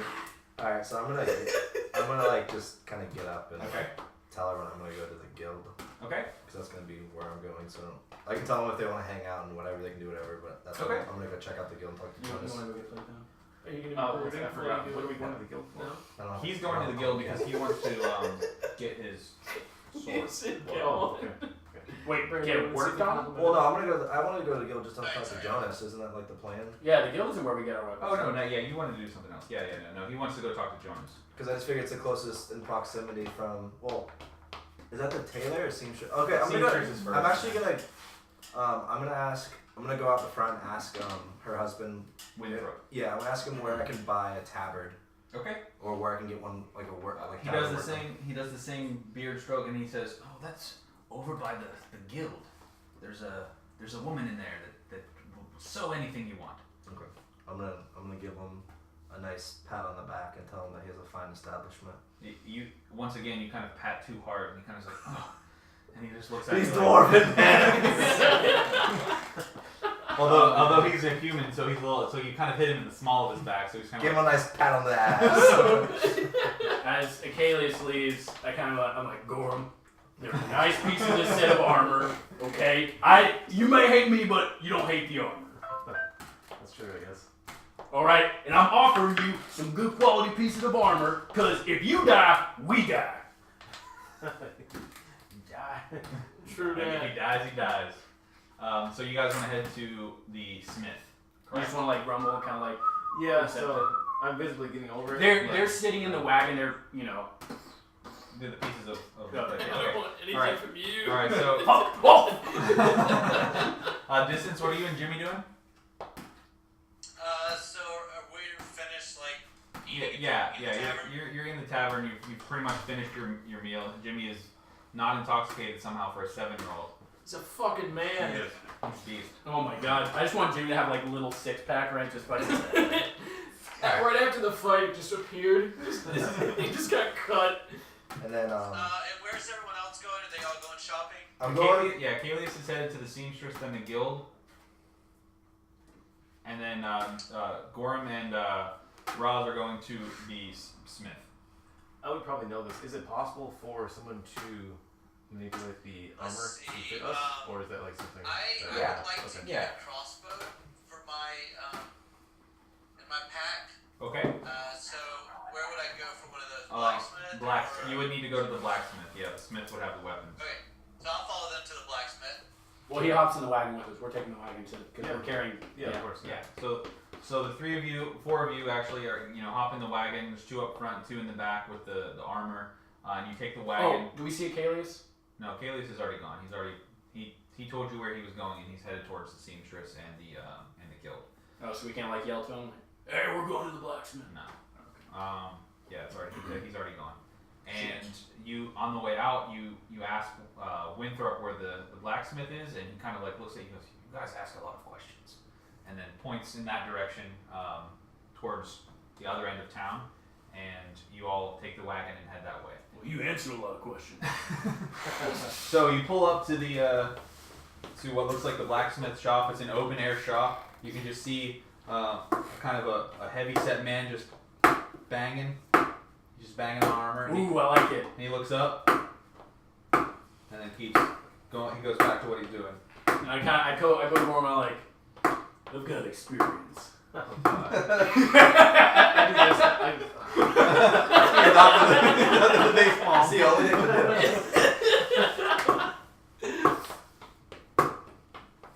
do. Excuse me.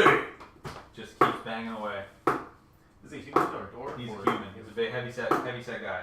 He's a thick boy. Hey, B-O-I. Hey. we got money. He stops and he looks up and he puts his hammer down and he takes off his big leather gloves and he walks over and he goes, "What do you want?" Well, I just want a lot of money from having my kid whoop another kid's ass. You did what? Huh? My kid, you know. He killed some orcs and took their money. You were down in the fighting pits in I never the said fighting slums. I never said fighting pits. Whoa, it's a gold coin. What do you want? We need to purchase a lot of stuff. We need to spend money. You're the guy we want to spend our money on. What do you need? Well, we got 2 nice pieces of plate mail in the back. I wonder if you could fit it to us.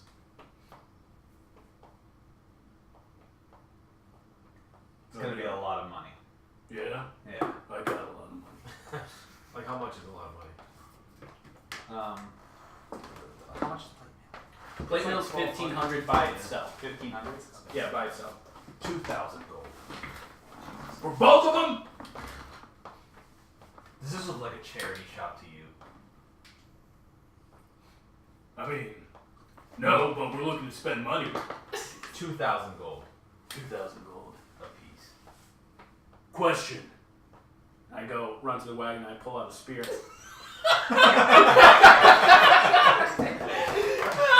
I'm like, you make it 1,800 gold. That'll include this orc war chief spear. I don't have any use for that spear. Really? I think you might be able to sell it for a pretty penny. Nobody here wants a spear. Nobody here wants a spear, even if it's a magic spear, and I cast Booming Blade on it and let it kind of... He's visibly not impressed. Damn. What do you got? Pulls down pants. He kind of like turns around and goes to put his gloves back on. Alright. And he walks. So he's walking back over towards his As he kind of walks over, I'm going, smithing table. okay, so it's going to cost about 2,000. How much you get? No. Nope. You're not spending 2,000 No. I'm not spending 1,000 gold. for the plus 2 to your armor rate. What the fuck you doing? It's an armor I don't rating. have much. Alright, my friend, so you said it was 2,000 for both of them, right? If you get 2, I'll give them both to you for 3. Wait, it's one. Wait, what? Yeah. It's 1 for 2,000? He said that. Yeah, that's what he said. Yeah. What? I didn't say it. That's what he said. How much is it for your plate mail? Half. Half of that? Mm-hmm. So that plate mail that we have a special or something? Maybe. I don't know. You haven't even tried to haggle. You're just like, oh, it's 2,000. Oh wait, okay. Hold on. So why is it 2,000? Because I don't like your face. Hey! I mean, seems to be a I real kind of go. His gloves are back on, by the way. He's over at his thing. Tell you what. I'll give you the spear for free if you give me a little help. What kind of help? Well, I'm looking to spend some money. I'm also looking to get my blade sharpened. And I know Gorram here. He's money bags over here. Money bags. You know, them dwarves.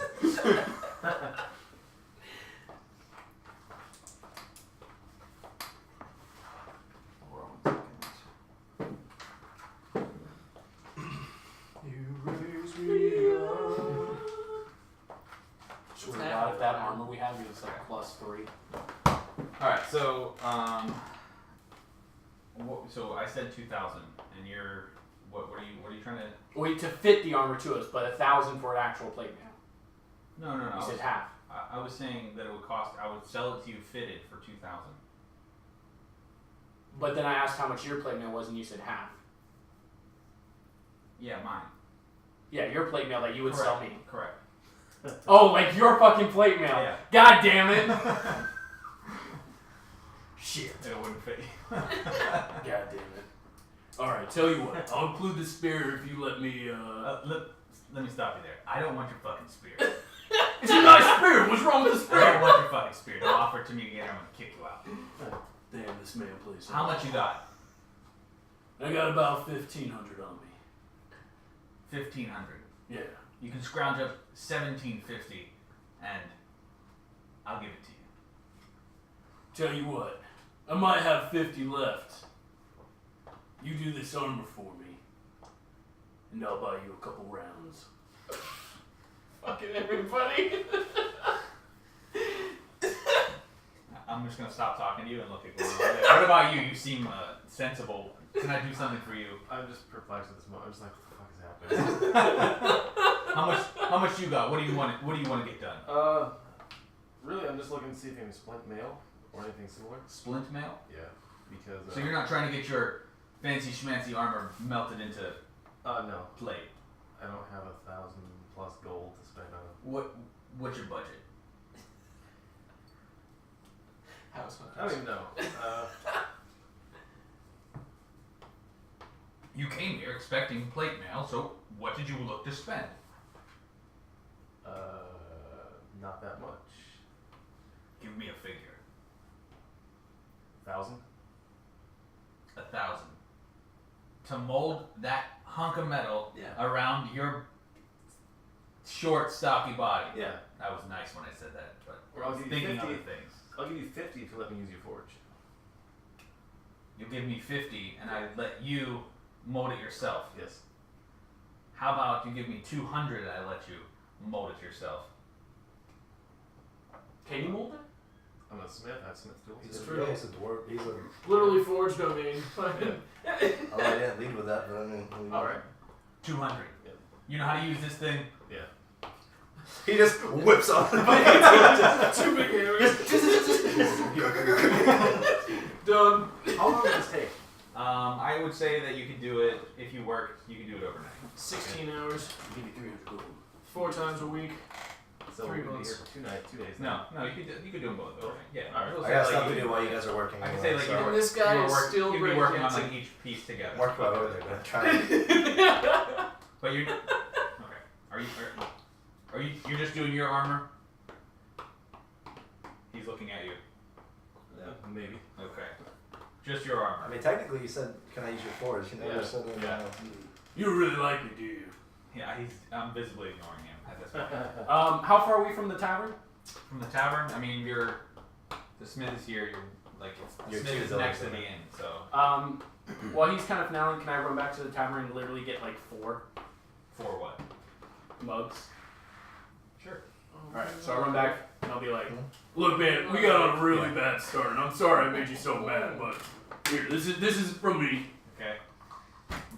He looks at it and he's visibly a little happier than he was. What was your name, my man? Barnaby. Good to meet you, Barnaby. Get out of my Does shop. you have- He you takes him and he just tells him to leave. Alright, I'm like, alright. And then I guess you're getting started. Yeah, we got Okay. started. All right. So Josh Gorham's is working. in there too. did by you- the way. Yeah. So Josh is still there. When we were here, Or I don't distance. know. Well, Like debating and are you trying to talk to him as well? I'm going to head over. Do you want me to Yeah, quickly I come want to get Oh, no, because a, I can cast a spell that converts it +1/+1. But if we like A small crossbow? +1/+1 also. That's Yeah. non-magical. Okay. Hold on. Gotcha. and then like a bow, like a child-sized bow and What is quiver that? and arrows. Oh, okay. Alchemist? I'm looking for healing potion. Josh, Jakkar's not here Just anymore, one. so Just- yeah. I don't know who's gonna teach him how to use that, but it's not gonna be me. I think I was thinking about taking the healing elixir spell where I can literally create one. Figure it out. I don't know. I'll teach him how to use a sword. Do you know how much? Do you know how much a crossbow costs? I think 400 it's million like gold. 5 copper. Wait, what? How much what cost? Crossbow. I think a crossbow is like 50, right? Ain't nobody knowing that. Here we go. I got it. Crossbows, 25 gold pieces. Let's see. What did you say? So you wanted a kid-sized bow? Just to be clear, we're not giving Jimmy initiative, right? No, at least not now. Until No, you that's want to. okay. Okay. It'll be a short bow, which is also. Okay. So go ahead. You can try to talk to Barnaby. Yeah, so I want to get a crossbow. First of all, what the fuck is on your head? crossbow bolts. First of all, what the fuck is on your head? I've never What seen do you mean? a creature like you. What the fuck is on your head? They're my ears. Ears. I'm talking about those growths on your forehead. Oh, my horns? Oh, that's what they are? What the fuck are you? This guy is Oh, clearly. this is supposed to be a big town. You haven't seen my I've kind never of seen a before. tiefling before. He's clearly sheltered. Your interaction with him at this moment is gonna depend on how much he charges you for your bow. Yes. So I'm curious. This seems to be a big town, and you've never seen. I've never seen somebody like you before. No, that was fucking disgusting. Oh. Well, it's very nice to meet you. I'm My name is gone. Distance. Your name is what now? Distance? Like a link? Like the length, yes, sir. Is he at the forge? Yeah, he was behind you guys. I'm just gonna ignore this. Like, I Yeah. don't know. Alright, so I've run into this situation multiple times in the past because I do look odd. So I have a little 30-second performance introduction little thing that I can do. Okay. I can kind of whip out on the spot. Alright, If you would be so kind. please. I Alright. could use some entertainment after this one. Oh, I'm gone. Remember I left. And I just point to like an open space and I look and I'm like, okay. Alright.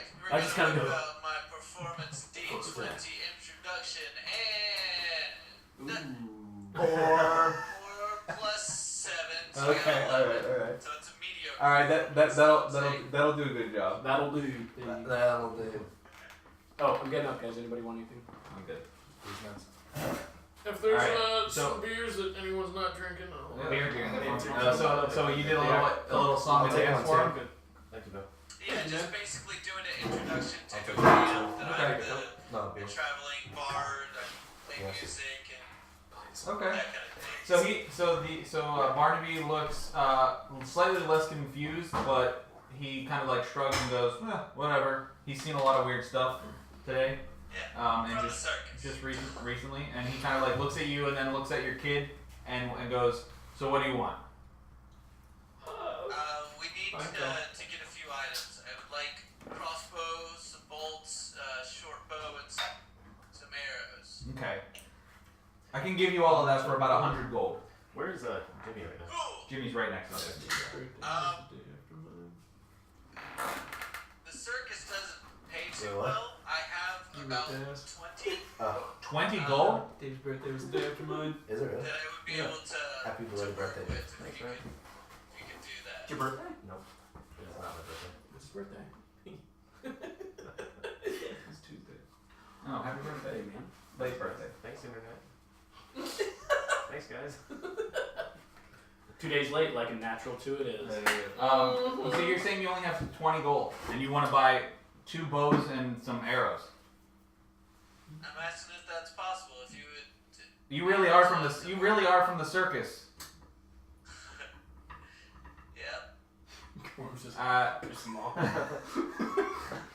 The best I can do is 75 for all that. That's 20. That's insulting. I can meet you halfway at 50. Can you roll for persuasion? Ooh. Yes. Isn't that like one of your strong suits? I don't know. My persuasion is yes, a +7 as well, so I did a 25. 25. Okay. So 50. He was hoping to get at least that. That's why he started high. So he agrees. That sounds fine. I haven't sold any weapons recently. I've been looking for a spear. Have you seen a spear? God damn it! Oh wait, is it? Is it? I didn't pick it up, so it's still technically on the table. Yeah. But as he says that, I go. I mean, he knows it's there. He was just saying that to be a dick. Damn it! Yeah, so what's the difference between a spear and a javelin? Javelin or a thrown and then. Yeah. Yeah, spears you can wield and throw. Yeah. I But got also, like, a spear actually has like a real spear head, where javelins typically just have a point. Yeah. Okay. That works. Necrotic. Awesome. So More yeah, like so a robot. I exchanged my money with Yep, him, and thank then, you. I asked him if he knows where the nearest tattoo parlor is. Tattoo parlor. I Don't think they'd be one. tattoo parlor. I believe they do that kind of work in the slums. Oh, God. I can give you a brand. Get hepatitis. And he just kind of like shrugs and just motions towards the slums down where Mordecai was and the homeless people are. But you take your crossbow and your short bow and you and Jimmy are you leaving the smith? Yeah, we're gonna step outside. Okay. Gorram is working on the armor overnight. It is now like late afternoon. It's Why going to not? take you overnight to finish. Well, I have to go back because I'm doing all this while they're doing their shit. Correct, so correct. I have Yeah, to- it's in the afternoon. yeah. So like this is taking place over the past like say hour. They've been interacting there, but during that same time you have traveled to the seamstress. So you're at the seamstress now. Yeah, so everybody is aware this is while you're at the blacksmith, so you will not be. Oh no! As he's talking to them, just whenever this is going on, I'm making my way up here Okay. to around this area. Okay.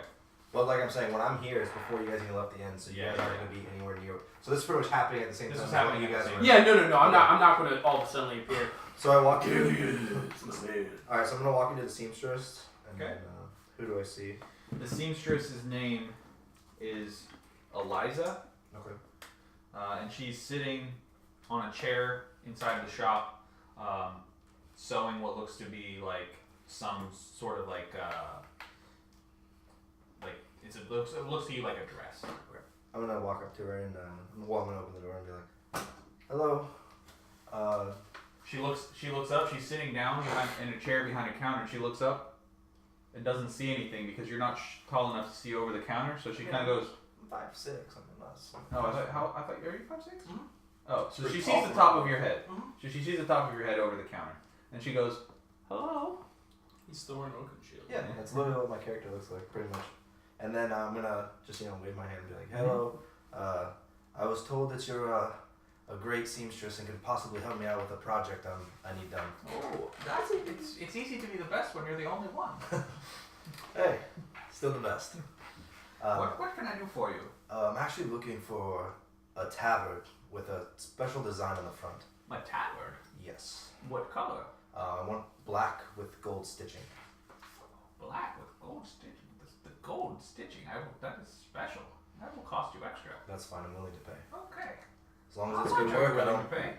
Well, considering from what I understand about seamstresses, which is not very much, how much are we talking? And then out of character, like the tabard itself would be like 5 gold. So however Yeah. much you want to do for it, we'll figure that out. I could do the stitching and sell you the tabard for 15 gold. That's fine as long as it's good work. I'm willing to pay. What Is am it I something- stitching on it? So, I recently come up something that's extremely important to me, and I'm gonna don't be alarmed. This is not hostile. I'm gonna take out my sword, and I'm just gonna hold it like this, and then I'm gonna show her the crest. And I was like, "Is it possible for you to put this on the front of the tabard?" Do you want a giant pig's face on your tabard? Correct. It is important to me. Okay. I can do that for 15 gold. And then I'm just gonna be like, "Do you want me to leave this here with you?" Yes, please. I do not have a photographic memory. All right, I'm gonna just give her. Huh? Oh, nothing. Keep going. What'd you say? No, you got. You're good. You're Alright. So, I'm just gonna give her the gold, 15 gold. Okay. And then, You gave her the gold before she did the work. it's fine, I don't care. Okay. I believe she's good. I'm gonna tell her that and be like, "Here, I believe what Come you back. say is." Come back in the morning. I'll have it ready. Appreciate you, Eliza. Thank you. Actually, I didn't actually get her name. Appreciate your work. What was your name, by the way? Eliza. My name is Akalius. I appreciate this a lot. No problem. Wait, did you get her name before? Or did you just tell her her name? He told me, so I didn't know, so I wanted to ask. And then I'm gonna walk out now and then go to the guild next door. Okay. So you walk out of the seamstress, which was a very, very short and sweet trip, and you're very happy with the possible outcome of having a new cloak, tabard, Yeah. with your family's insignia on it. And you walk into the guild, and you see a lot of men just hanging about. And as soon as you walk in, everybody kind of like stops what they're doing, and they look at you for a second, and then they go back to talking. I'm gonna walk up. Is there like a table how the other guild Yeah. was? So like a yeah. counter So type it's thing? pretty much the same. It looks like almost like the same setup. Alright, I'm gonna walk up to the counter Okay. and then do I see anyone there? Yeah, so there's a man standing behind the I'm one of the girls in the counter room. who looks very familiar, almost as if you had already seen him, and you kind of do a double take, and you gather that it has to be Jonas. It has to be Francis's twin brother, Jonas, I presume. and he just looks up at you and says, "Who are you?" I know your brother Francis. Francis. Yes, I helped him out with an orc problem a few weeks Oh, back. he's always having orc problems. Down there, Safeguard is overrun with orcs. And I was helping to oblige. Well, Can I help you? any friend of my brother Francis is a friend of mine. What can I do for you? So mainly I'm here for knowledge. I want to know more about this town. About Saint Palatia? Yes, sir. Just between you and me, I've heard many call it Saint Palacio. My man! I just hear. I'm just gonna just leave. Never mind. Go about your business. That's just an off-color joke. Don't mind me. Of color. What kind of establishment? No, I'm just kidding. But seriously, yeah, I was just trying to get an understanding of the town here, and I heard from some people that worked with your brother that it could be a bit crazy here. Maybe it's a little fanatical, maybe something like that. I'm just trying to understand. He leans over closer to you, like looking around back and forth, and he goes, "The religious people of this town have gone off the deep end. What do you mean? This town used to be a great city of Paladine. Everyone worshipped Paladine and followed the divine calling of the holy purpose that we all had. I can understand that to a degree. And we all followed it, with every fiber of our being. But ever since the Selector took over in the temple, all of his people, his followers, the conscripts, they have been torturing all of the people if they don't believe and taxing the ones that do. It has become overrun by the religious zealots. And I fear that there is no more truth left in the followers of Paladin. And they say they follow Paladin. They claim to be following his divine purpose. But keep your voice down. You can't be too loud. Or what? His conscripts will find you in the streets. They will torture you in the streets and hang you up in the middle of the square. I would love to see them try.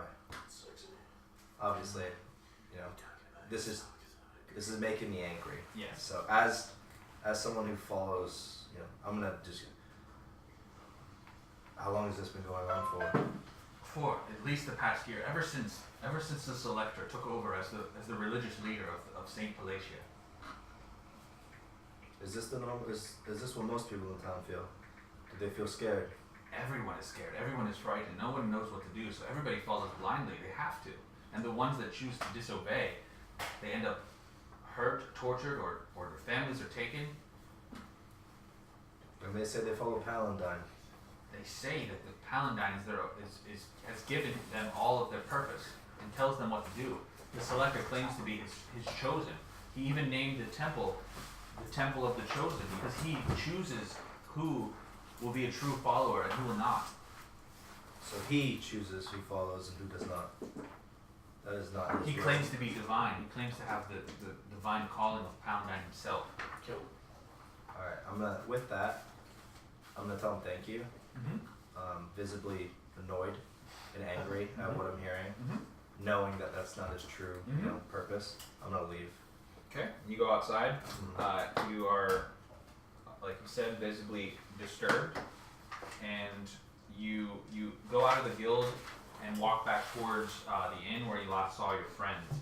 And as soon as you are coming up towards the street, you notice off to the right some of those the robed people kind of like cornering somebody off to the side, and you can hear their raised voices, and the person that they're talking to and cornering seems to be cowering almost.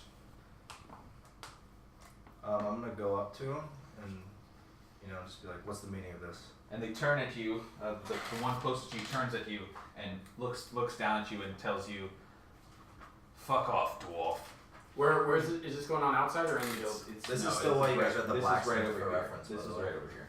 And the right, basically I right. mean, by the time we're talking to the seamstress and everything, I'd be like, No, this was over here. The Smith. You guys were in there for a good while.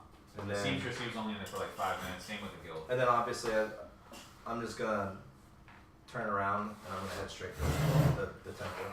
So you're headed straight up here. Yep. Okay. So, and this is again. Okay, so right about now you're walking up towards the temple. Again, the city kind of is rising up at your feet. You're kind of going up a hill, and the houses on the buildings on each side of you are getting nicer as you're going up. They look to be like more put together, more well built, and you're approaching this what you can now see as a giant temple. And the giant dome is reaching far up into the center of the city, and there's giant stone steps, probably at least 6 or 7 steps up to giant wood oaken doors, and they're both closed. So I'm gonna go up to the doors. I'm just gonna open them. Okay, so you're just pushing open the doors. Okay, so you push open the doors and you step inside, and you see a great hall with kind of like oaken pews on each side, and then a corridor straight up the middle up to what looks like a podium. And behind the podium is a tall, slender man standing almost with his hands to the sides with his arms out like this. And he's wearing a white robe, very, very tall and thin in the face, no facial hair on his head or his face. His head is completely shaved. So that's you. That's good. No, they have facial hair. But And then next to him, down some steps, you see 5 hooded monk figures. so as if I can't. So the rage is starting to spill out as my nature. When something upsets me, Sometimes I may not think logically. I like to rage. So I'm going to kind of yell, what is the meaning of this?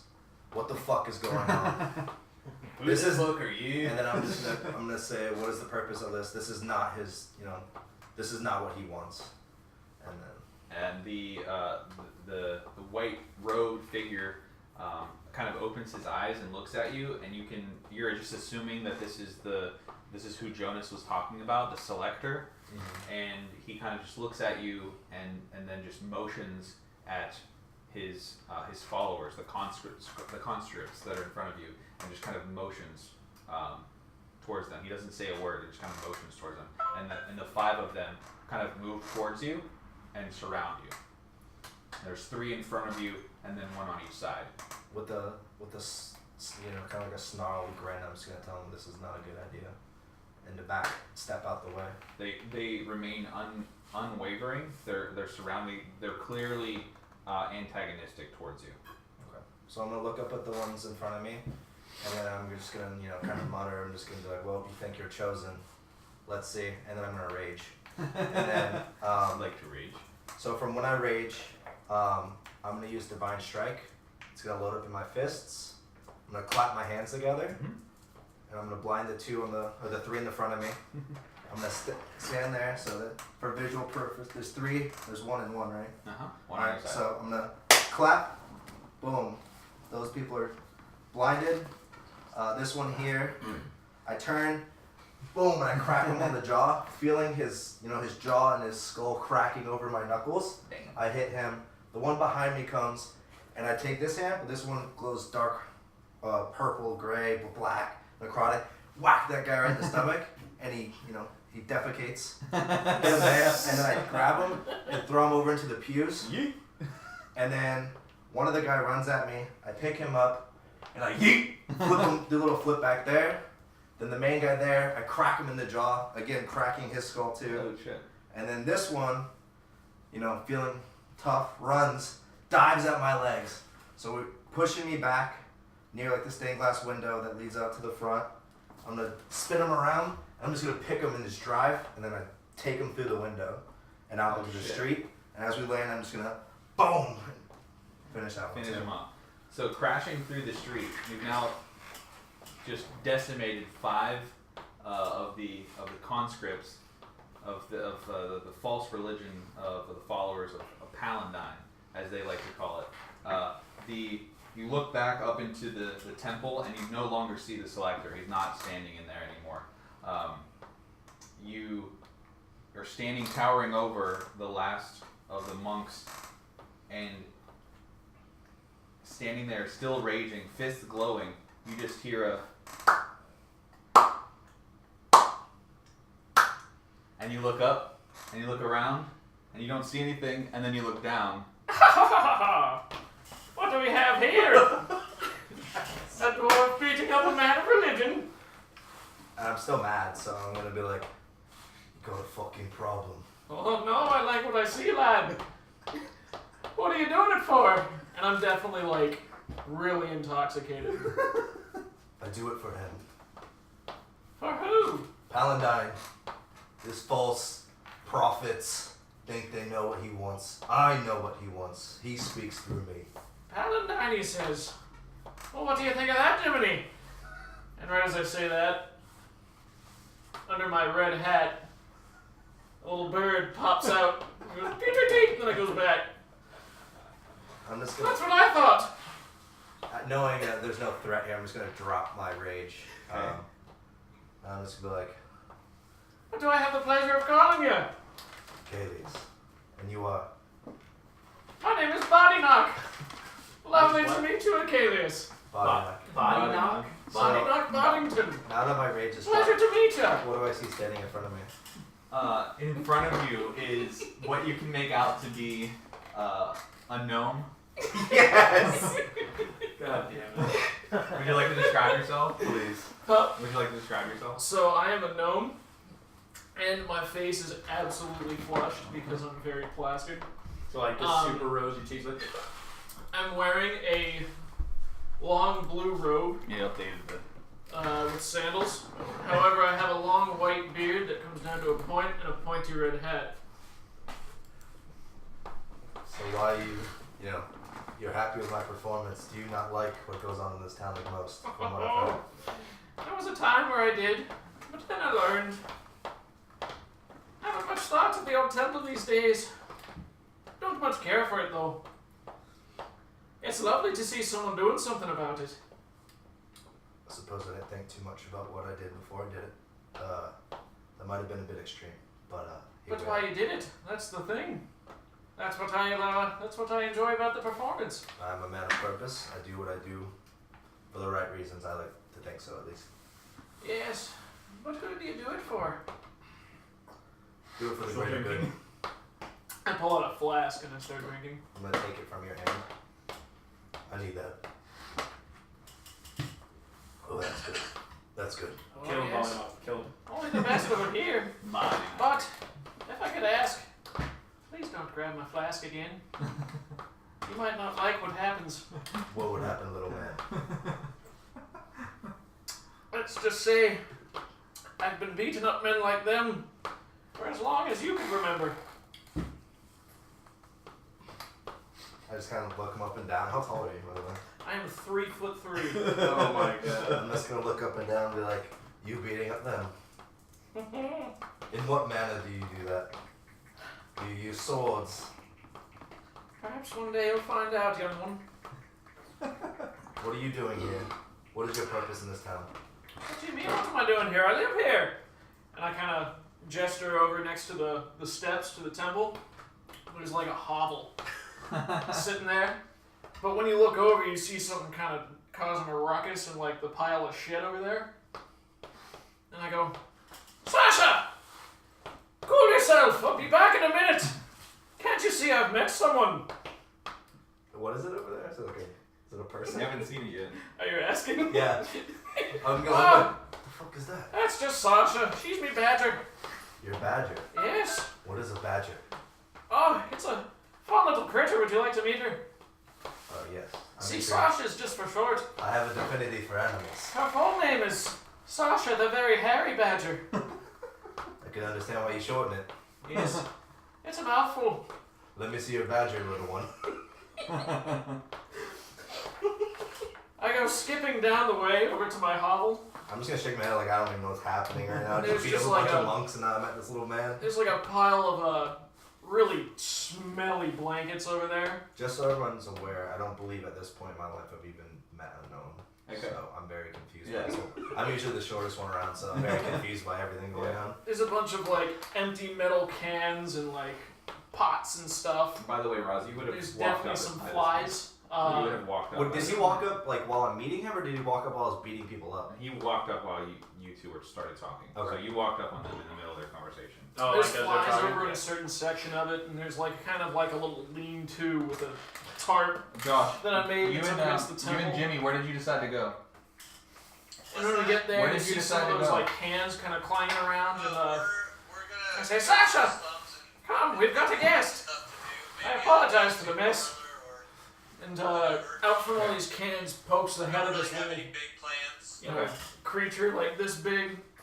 It's got a all-white body with a couple of black stripes going down the back. It's like a And honey it badger kinda- type deal? Yeah. And it kind of like rears its teeth and hisses at you. Is she friendly? Ah, friendly with me. She doesn't much care for those silly monks.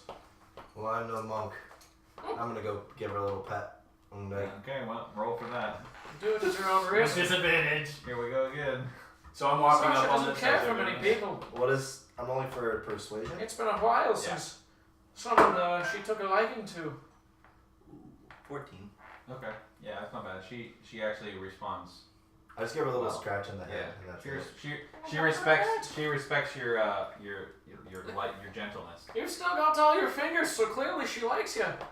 I have a affinity for animals. I used to have this cool little wolf friend that's no longer with us, unfortunately. She Interesting. loved me. I was her favorite. I flew here on a big platform by a bunch of birds. But who's talking about animals? Oh, that was a long time ago. As you guys are talking, Roz walks up and kind of surveys the situation and just looks at Akalius, who is already much shorter than him, and then looks further down and sees Boddynock that's 3'3" standing off the ground, and he's visibly up, like he just doesn't understand. Now who do we have here? He looks funnier than you. I go tap Akalius' shoulder and I go, "You found another one for the Fight Club, didn't you?" I've played in those many a time. One many a coin too. Oh, God, just a little note just beating up kids. I'm just like, Jesus Christ, that's an old man! This whole time, like basically after each sentence, I've been taking swigs from the flask. You gotta like into that Like, flash. Jesus. I'm like, but Paladin, oh my God. Me and this flask go back way far. It's been, how many years? I couldn't even tell you. So body mock it was? Oh no, Boddynock, my young one. Boddynock. Alright. He's speaking some kind of language I've never heard. So But it's getting to Boddynock be Boddington. it's getting to be around dinner time, starting to get towards evening. What are you guys doing for the night? Because you I need to go to Alchemy Guy. Alright, you still need to go to the alchemy guy, so we'll do that. You can do that if that's where you want to head. Or do you want to tell him where you guys are gonna go? Hey, and old man. are you bringing him? yeah, I'm gonna ask. I know we just met, but there's some questions I must ask. Do you want to go get some food? I'll pay. Food. Food? He doesn't need fucking food, he needs more to drink. Jesus. Hey, Oh, whatever jeez. comes. Oh Both of those sound lovely, but You can bring Susan Sarandon or whatever the thing's name is. are you sure that's how you'd like to take on me over to the bar? I might run up your tabs. Just some newfound friends, some drinks, some food, some stories. Aye, but what about me makes you want to do that? I mean, you saw me crack skulls and you weren't afraid. That's a man I can respect. Yeah, because everybody wants to follow the So just guy a friendly that drink beats the then. shit out of people. What was that? Just a friendly drink then. Alright, just a friendly drink then. Well, I have to tell you, I don't have much money. Could you spot me? The flask's about empty. First round's on me then. Oh, Alright, you Akalius, already. you go introduce your man-child friend to get him some drinks. I need to get some shit. Is the inn also gonna have food, drinks, all that stuff? Yeah, the inn tavern is together. They're like a Oh, so it's like a restaurant, one and done. Yeah. Like a combo. Oh wait, do you need to get? Is your weapon done at the alchemy place as well? No, his weapon is gonna be done. Wait, Wait, no, did it's he- at the seam.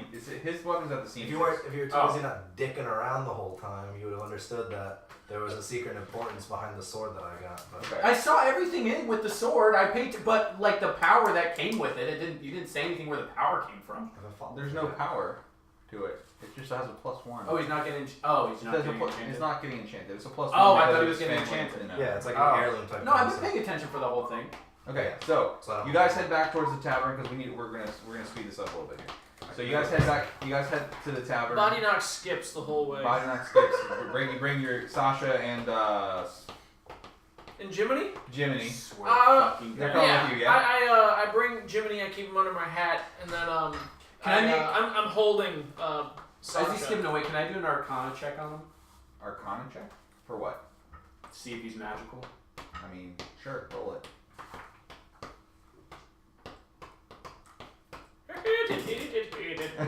14. 14. I mean, he seems pretty normal as far as a gnome goes. Oh, just a whimsical gnome. Jesus fucking Christ, if that's not a magical creature. Alright, distance. I feel like we're gonna get along again. So Roz, you head towards the alchemist, who is very, very visible. It's very obvious that right from where you are to the left. Did any other town people notice what happened? Like everybody in the town, anybody that was close that saw the crashing of the temple when you beating up some of the conscripts, they are secretly happy, but they're too scared to like cheer or do anything. So they So kind of nobody just go. like came up to Yeah, me. no, they just As I kinda walk go- to the alchemist, I want to step over one of their Yeah. bodies. Just kind of like. So to the left of you clearly is the alchemist. You can like just smell just all the different scents. That's and, not chemical herb. yeah, to your left. So you just know that it's right there. And you, Would you like some herbs? and you step over one of the conscripts. to get to the door. So you're gonna be at the. At Oh, the alchemist. there's a construct, you said? No, the conscript. Oh. Was what was on the ground, and you step over him and you go to the Concrete? alchemist. Huh? What? Distance. You are with Jimmy in the slums. You're trying to get a tattoo. What are you trying to get a tattoo of? Oh my God, did you don't have to worry about that yet. That can be revealed A sunburn? at a later time. Okay, I would like you to roll for Constitution for you and then for Jimmy. Wait, is Jimmy getting a tattoo? Maybe. I just. Oh, I thought. Let's see how we got. Hey, yo, Jack. Yo. Are you gonna drink this youngling? We got a 9 and a 16. You can choose who that's for. Okay, the 9 is yours. I would assume The 9 is the yours. 9 The 16 is your for kid. the child, and 16 will be for me. Nope, opposite. 9 is for you. 16 is for the child. You can decide. We can talk after whether you got a tattoo or not. We'll worry about that later. But those just. Well, I'll write those down for you. There was a 9 and a 16, and then we'll talk afterwards. Gotcha. Okay. You're at the. Oh my God, Zyra, I please. just heard that. Yeah, you're at the alchemist. You walk in, you open the door, and you just see this guy with like those. He's wearing some sort of like magnifying glasses. Oh, the goggles, but it's like ones that have like Yeah, it has, okay. it has I like multiple lenses. He has a big hat that's kind of flopped up to the side, and he hears the door open. And he whips around and he goes, "What do you want?" He seems visibly upset that you're disturbing him. I mean, there's shop. I just needed some, if you got some potions. What are you looking for? I'm busy. Some healing potions so I don't die. Healing potions? I'm all out of healing potions at the moment. I have to make some. Could you come back in the morning? I mean, yes, but like, what are you doing? Don't worry about it. What do you want? I don't know, I like your glasses. Thank you, but what do you want? I don't know, just like, just taking a look around the town first time here. It's a pretty cool place. I was coming in for some potions, but I see you're doing something pretty cool there. I'm trying to turn this... I don't even know what this is. I'm trying to turn this staff into magic. You're bothering me. What can I do for you? You can turn things into magic? I can try. Oh, sweet! I kind of pull out my sword. I'm like, can you turn this into magic? Let me see that. I mean, I'm kind of magic myself. You think you can make it do this? And I'll, do shocking grasp and I'll... He just looks at it and he's unimpressed. He grabs it from you. And he's studying it. He's studying it. He looks at you. He's And he turns around and he puts it on the table and he's like tinkering with it. And he said, "What kind of damage did you want? What did you want it to look like?" I like lightning. Lightning. Yeah. You look like a fellow who would like lightning. I do like lightning. I give him kind of a... Give me the roll. Oh, yep. Well, here you go. Fucking, it's an 8. Okay. So It was at 16 and then it went ding. Like, he's fiddling, and then all of a sudden you just see this big cloud of smoke. And he turns around and his beard and his hair is just charred and gray, and he's holding the sword and he goes, "I don't know if it works," and he gives it to you. And you take it and you put it in your hand, and as you put it in your hand, you can you feel some power, and you can tell that he did something to it. It doesn't feel changed that much, but it definitely feels changed. Do you want to give it a try? Do you want to try to light it up? Light it up, bro. Oh, give Like me how? herbs. It's your sword. I don't feel too much power. Maybe give it a little another kick. That's all I have. Is it? I will give you 100 gold. Am I with him? This thing up again. Huh? No, with me. You're with him. Okay. You've been shit-faced. I don't want your money. This is all experimental. I Oh, can't it's even experimental? do it again. I can't even do it again. Hell yeah. All right. I just kind of dink. And I'll be like, and then I'll get like Harry Potter was with like the wand. And I'm like, I got nothing. So you put the sword back in the sheath, and you're kind of upset because you're a little disappointed. You were hoping that a little bit more was going to happen from there. And he kind of looks at you and he goes, if that's all, please. Man, I could go with some healing potions. I told you I have none right now. If you come back in the morning, I'll have some for you. I mean, yeah, like any in the pack. You know what? We're closed for the day. Get out. Okay, so you have those healing potions in the morning? Just get out. Be gone. Okay. Raz, the worst customer. So Raz leaves. Looks up, back his face up around the bill. Do not service this man. He heads back towards the inn. Are you guys all sleeping for the evening? Gorram is working through the night. He's working tirelessly to make We're still armor. drinking, right? Yeah, I wanted to ask him some more questions. Okay. Go ahead. So, I'll make it quick. So while we're drinking, by the first round, so we're talking, we're laughing, all the normal stuff you do when you're drinking. I'm going to ask him, how long have you been here? Oh, how many drinks have we had? I'd say 3. 3? Okay. I bought them all anyway, fuck it. Well, you really swooped me and we were laughing. You finish your You're work, gonna be like maybe kind of impressed, 2, but the 3 level a.m. of drunkenness So, from the you time can you met you Boddynock can to thank, now, Barnaby and then has head not towards the inn if changed. you want to rest before despite the morning. constant attachment to the flask and the 3 drinks. I'm going to look at you. Are you sure you're not a dwarf? Distance, did you and Jimmy come back to the tavern and inn for the night? I've been drinking Yeah, well, I was since curious, I've been drinking, lad. When Akalius was doing his rough housing and stuff, did it not cause enough stir in the city for us to, No. like, You haven't know heard. about it or You anything? haven't heard about it. So the only thing you're gonna find out is if you meet up with them and they tell you. You can hear whispers in the slums. Yeah, we can meet up with them. Okay. And let's just say I've been in the city for many a year. Have you seen the change in the city with this new order that I've heard about? A change? Has it always been this way? Ruled Maybe by fear? perhaps it was a change in myself, so you could say. For once, I was one of them. What do you mean? Well, I also worshipped Paladine once upon a time. I studied, I practiced, I learned the ways. And then as I read and read and read and read, I started to listen. And what I heard didn't match what I saw.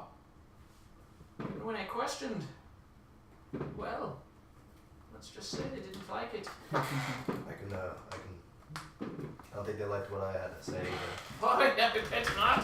They're gonna have They to don't recruit take some new too monks. kind to people criticizing their work, especially strangers. I'm There's not. a lot of strangers causing trouble these days. I don't know if Not like myself when I first got here. Oi, what a good time. Somebody stop the gnome from Well, talking. Well, because what I'm gonna say is because now that we've had a few drinks, I'm kind of grown to just Yeah. talking and stuff. And I'm gonna kind of mention some of the stuff about the journey we're on and the fact that Paladin, the stuff that I've experienced and trying to understand what I'm going through and Right. stuff. So And then kind of explain that to him. So maybe a little bit more bluntly than some of your party members would like, you straight up come out and tell him that you're on a search for celestial weapons to rid the land of the evil Var'Gul, and straight up ask him, we need a 5th. I'm gonna ask him all your journeys. Did you truly follow the path of Paladin? Did you truly believe in him, other than this corruption? Ah. Bit of a loaded question. I could give you a short or a long version. I'll Which would you like? take the short. Well, Let's get to the point. in that case, sure. At one point, I absolutely did. Do you believe in doing good for others? Always have. Isn't that right, Jiminy? The little bird pops out again, and you kind of realize that it's a woodpecker. And then he goes back in. Have you you said you've dispatched a few of these on your own. Are you fit to fight? A few is modest. I've probably beaten up half of them, time and over again. That stupid selector, he's probably tired of sending them at me. Why do you think me hovel's right there on the temple? They can't get rid of me. It's been a great time here in St. Palatia. Have you ever thought about leaving?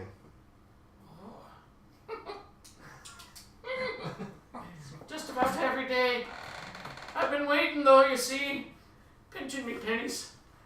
Living with Sasha and the old bird up here. We made quite the trio, but you know, it's always good to meet new people. Well, if you're willing, we are down a member on our group. And if you can fight like you say you can, would you want to go with us?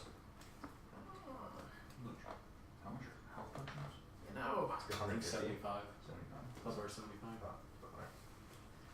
I've traveled a good many Oh, miles right. in my years.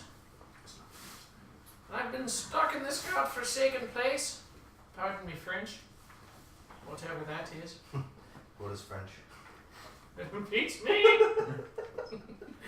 And he pulls out actually another flask, Probably. since his glass is empty, and he starts swinging it. Did you promise? But me a yes. certain amount? Oh yes, I still have many good But years I of fighting in me, if that's the I mean, question. if you want to buy one, I'm for quite each, you can buy capable. one for each of you. I don't think Well, I think I would have to ask the group, but like a stockpile I don't think they would for like the group. Like keep it in the wagon. disagree with another helping hand. You can have one. The roads for are each dangerous. person. I don't want you to I want you to understand that you might not make it out alive. Mm. I'm not promising you that I'm not sure what's on the other side, but I know that it's going to be dangerous. Dangerous, what's life all about? Alright, and that buys another round. So, Is so you everyone guys- in the is everyone coming now? everybody's around. I believe that some people might have already gone to sleep at this point. 'Cause it's pretty late into the morning. Gorram has just come back. It's about 2:30, 3 o'clock. He's just come back from the smith. He has finished his armor. He was able, because he was working on both at the same time. Barnaby didn't notice that he was working on 2 sets, and he was able to finish both. So both of you now have plate armor. Awesome. Cool. Boddynock would obviously know this, but I don't. Do you think any shops are still open? At this time, no. Okay. I'm gonna Cool, man. I guess I'm gonna go to, like, if everyone's already asleep, I'm gonna offer to buy him a room to stay in if he doesn't want to sleep on the street Okay. or on the stairs or whatever. Give you 300. Oh, Or, so I guess you I hate to be an inconvenience, are you sure? Doesn't bother me. Well then I'll take you up on your offer. So As long as I'll accept Sasha and old Jiminy up here. Mrs. Patmore is very, very animal friendly. They have all different kinds of sheep and goats and cows. Oh, They're lovely. They're very, very welcoming to all sorts of pets. Their inn is more like a giant stable than it is a Sasha, hotel. you behave yourself, you hear? So she offers to find you a room now that you're joining for the evening. Roz, are you sleeping? Yeah. Alright, so you sleep. Gorram, did you just come in and go to bed? Yeah. Alright, Distance and Jimmy? Yeah, we're out Alright, so they're sleeping. sleeping. Nobody needs to worry about their spells or health or anything like that. So you guys get Boddynock his room. You retire to your room. You say your goodnights. You tell everybody. Well, everybody knows it before they went to sleep that you were going to meet early in the morning to head out. Roz wants to stop by the alchemist in the morning, and I do, on the way out, want to stop by the blacksmith really quick now that I got the money from the fights. I can buy armor I need. So. okay. What And time is also- it, would you say? It's about 2:30, 3 o'clock in the morning. Okay. When would you say everyone's probably going to be waking up? Like 8:30, 9 o'clock. Can I get up at 7? Do you think shops will be open at 7? No, probably not till like 8 in the morning. Okay. You can get up, instead of like choosing to go to breakfast, you can say you need to go somewhere. I'll do that. Okay. Alright. And for narration's sake, what are because I want to. Yeah, I want speed to. it So I up. want us all to wake up. We meet. I want to introduce Boddynock to everybody and explain, my philosophies on everything, so you guys can say what you need to say. If you Okay. you have any objections or anything, but Yeah. I would like to get up like 2 minutes before everyone else does and leave Sasha there. Okay. And then I'd like to head out into town. Yeah. Okay. So Sasha's there when they wake up, and So we don't know. He's yeah, gonna- they don't know that you don't. I thought that's what I was saying. We all woke up in the morning and met in the inn. He's saying that he's getting up before you. Okay, well I'm gonna explain to everybody about. Oh, you're telling. He's not there though. No, I guess not because he's leaving, but I'm gonna tell everyone else about him before and explain. You know. Guys, I swear I met this dude. He was like this, tall, I swear. All right. So, what do you guys have anything to say about that? Boddynock is not here. Gorram is basically upset. I'm gonna tell Gorram and Dwarvish that it's for the greater good. This is Okay. we have to think logically. Roz, what do you have to say? Because Roz already met him, so I mean obviously I have a reference. So no. Yeah. Maybe you could be a little bit too trusting. You pick me up for God's sakes. Distance. Stabs What about you? No, do you have something to say to Akalius? He just told you all about Boddynock, but you haven't met him yet. You just heard about him. No. I'm still a little bit groggy. Okay. Probably that hepatitis you got. I'm gonna look at little Jimmy. I'm gonna see if he's okay. Like, is it swollen? Yeah, his swelling has gone down. He has a pretty large purple bruise on his cheek and chin, but he's a lot better. I'm gonna tell him I'm proud of him still, and I'm glad he's here. And Okay. then, You need to go to the smith. Where are you going? well, I need to go to get my thing first. I want to get my sword back. Okay. So you head to the seamstress first. Yeah. So on my way there, do I notice anything? Like, is anyone giving me any looks? Like, No. am I getting any kind of Yeah, no, nothing. Everything seems to be. It's just another day.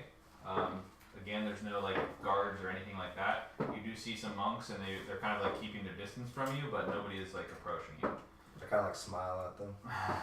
So you go into the seamstress, and you see Eliza, and she presents you with this dark black tabard, and she hands it to you with both of her hands, and you unfold it, and you see this intricate, just beautiful, just ornate seamanship, and it's just the exact replica of your family crest. So I'm gonna thank her, and I'm gonna be extremely happy. Like, my eyes are just gonna glow. And then I'm gonna pay her double what she wanted. Okay. So I'm gonna She's give her ecstatic. 15 gold. She's So ecstatic. 30 gold. This is amazing. I'm just gonna tell her thank you Thank for you. everything you did, and I appreciate the detail. Many blessings. Paladine's blessings on you, young dwarf. Should have seen what I did in your church. Thank you. That sounds very sexual. It is. Should have said what I did in your church. Alright, so you take the tabard, you put it on right away? Yeah. Well, I'm gonna keep it until I get my new armor. Okay. Because it would just be kind of redundant to take it off, take it back on, take it off. Yeah.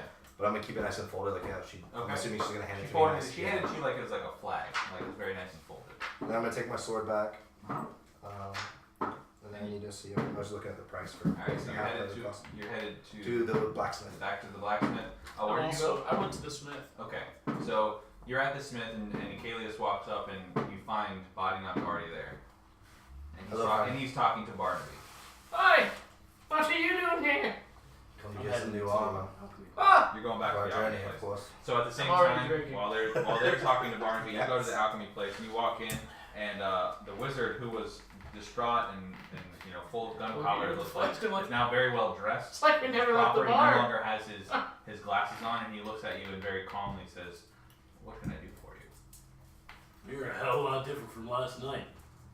Last night. Yeah. I don't know what you mean. Oh no, you turned my flaccid longsword into an equally flaccid longsword. Oh, yesterday. I was so high. On some of that bomb-ass chemical herb, I right? can't even tell you what all I was up in some chemicals yesterday, my friend. I do not know what's going on. Well, Ajax anyways, I was wondering if you got about 5 healing potions. 5 healing potions. Yes, I had them yesterday. Yeah, I bet you did. Yes, that would be 250 gold. There you go, my man. And he gives you the healing potions, and How many says did you get, Rich? you got 5. Is there anything else that I can do for you? Well, you were working on my sword yesterday. Any chance you perfected that little experiment of yours? I was so high yesterday. I don't know what magic I used, but I definitely couldn't replicate it. No, that's a bummer. Well, alright.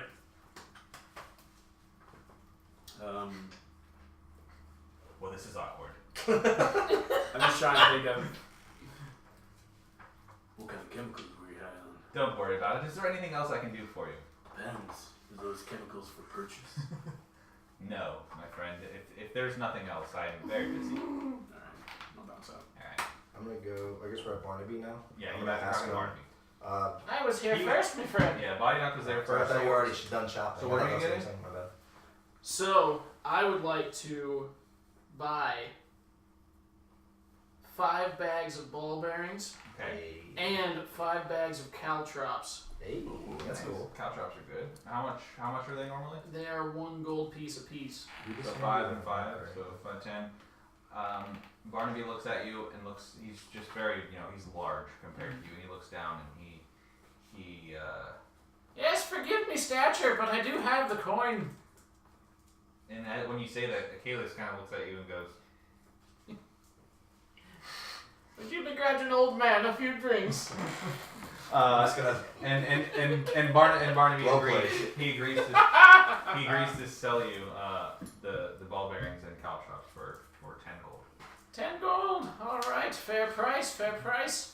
And I pull out a sack from where my flask was. Seems to be in the same pocket. And I pick out the coins like a little old man, and I put them individually on the table. I'm just That's gonna how to do it. look at my invisible watch. Barnaby's visibly annoyed and just kind of grabs them When all, can I pick up my order? and then reaches behind him underneath the counter and just puts them on the counter. You see, this is why we pay you. I'm gonna. I guess it's my turn. Uh-huh. I'm gonna. Do you know anything else? Right? Oh no, absolutely, it's your turn now. All right. Thank you, friend. Hello. I have the pleasure to meet you. My name is Barnaby. Nice to meet you, Barnaby. I You have I met your friend, I'll the use, serious one. I'll use friend loosely. The dwarf. I like him. He's very straightforward. That's The who other- I'm speaking Yeah. of. The other one. He's The not other my one friend. is an idiot. Don't- I'm glad you said that. I Don't would judge charge us you double. by. I need him. He serves a purpose, and that is all. Pleasure to meet you. You have a fine shop here. Thank you, Pat thank your you, calf thank and you. I say, I'm off to go do other errands. Pat I'll my be calf. back. And I go skipping down the road. Okay. Interesting fellow. By chance, do you sell half-plate armor? here? Half plate armor. Yes, I believe I can sell you some half plate. All right. By any chance, how do you feel about the religious things in this city? The conscripts and the selector, Are you a damn fan? them all, and their bloody religion. Between me and you, have you heard about the thrashing of their church? No, I don't pay attention to anyone. I just sit here in my shop and You just hammer around. How much for a half plate then? How much do you sell here? I mean, I can tell you how much it costs if you want to know. $7.50, right? Yeah. He kind of broods for a little bit, and he says, "I can sell it to you for 900 gold." 900 gold. Seems steep. My half plate armor is the best you'll find. How do you It's figure? the only you'll find. I kind of have a monopoly on the smithing around here. What's the amount? If you want to find any other armor in this campaign, you're sorely mistaken. It's the only city on this side of the Great River capable of making such armor. Trying to think if you guys have any other ideas. I mean, you can just try to persuade him. Yeah, You taking Sasha with you? I Sasha's understand. still in the room in the inn. I understand you have a But when you said monopoly, leave, as you is say, it on the for market the here. city, or are you taking Um, it with you? And I don't mind paying money for this. I have money to pay. Oh, like when we go But to 900, I'm sorry, I don't Sorry. understand what's happening. but 900 seems a bit Yeah, steep when I left the inn. for that type of armor. I will definitely pay above asking price, and I'll pay 850 for it. 850? Yes, sir. Okay, you can roll persuasion. Drunken master. If I'm gonna roll for it, I'm gonna say 800 then. So it's gonna be 50 above the cost. Okay. Read that out. Hey Ben, can you read that out for me? Can you read that out for me? 2. And then what was the other one? 0. 2. Natural 20. Okay. So again, Barnaby always looking to make a profit. He shoots high, and when you come back with a higher offer than what he was asking, what the actual fair price is, he gladly accepts and takes the 800 gold for your half plate. And he goes back and he takes off his leather gloves again, and brings it up and puts it down and says, "I'm sure you will find this is more than sufficient for what you're looking for." And then I'll Take the sack. put that bitch on, and then I'll make my way back to Are you putting the tabard on? Over I'm top gonna of I'm gonna put that, and then I'm gonna put my tabard on Okay. over it. So now we have the stately dwarf with his half plate and tabard. What does that do to your armor class? Goes up 1? Yeah, I'm at 15 now. Okay. While they're all doing this, this requires an hour. In the back of my wagon, I'm gonna take some of my chain mail. Mhm. Oh no. Oh no. Ground Gotcha. zero. Oh no. Var'Gul. Come on. Honey, you wanna go outside? You wanna go Oh outside? my He's god! like, yes, I You do. wanna go outside? Oh boy, I do. Oh Take your boy. time out. Alright, so what are you doing? Oh my god, bro, she literally. I'm gonna use Artisan's Blessing on my chain mail, and I'm going to make a smaller size chain shirt that'll fit Jimmy. Woo! Nice. Okay. And he said that'll take an hour? 1 hour. Okay. Alright, and Ben, what are you doing at the time? Oh, I was hoping to go to the old wizard shop. Okay. What are you trying to get? The old wizard sleep. One of them, their health potions there. Well, he's got one for I each. got one for each of you. Oh boy, what if Boddynock wanted one though? No, that is me. What? I got one for each of us. All of us. I know, but what if? Well, I didn't know that. No, he's only allowing one per person. Oh. So I got okay. 5, one for each of us. Understood. In that case, I discerned that. I also need to go to the seamstress. I did determine you were a monk, right? I got that out of you. I don't know. Well, I did say, were you a monk? And you said yes, so I'm assuming I got that information. That wasn't how it It went could be a down. paladin monk. That wasn't how it went down. That's kind of how it went down. I don't know how it went down. Short. I said, so you were a monk then? And you said yes. You didn't say a monk. You said you studied Paladine. One of I Paladine. know your monk, Ben. Quit fucking with me. I don't know what type of monk you are, but I know your monk. I've gotten that Should far. be obvious by now. All I'm thinking is like you look like fucking Papa Smurf. That's like all I'm getting from it. I'm like the Travelocity gnome. That's what I Oh have my in my God. head. That's so With good. a monk robe. A blue monk robe. Oh, hi, buddy. How's it going? Ollie! Well, look at you! Hello. How's it going? Hey, how are you? You guys look different every time I see you. Masters of Are disguise. we hanging out? Heck nah. You guys done? Nah. Did you bring me Sorry. candy? No. Did you bring me any LG candy? No, but I have some kettle corn. What's up? Oh no. I just want more King stars. The more I have. Oh, I know, me too. I just saw how we do doing special Game of Thrones candy.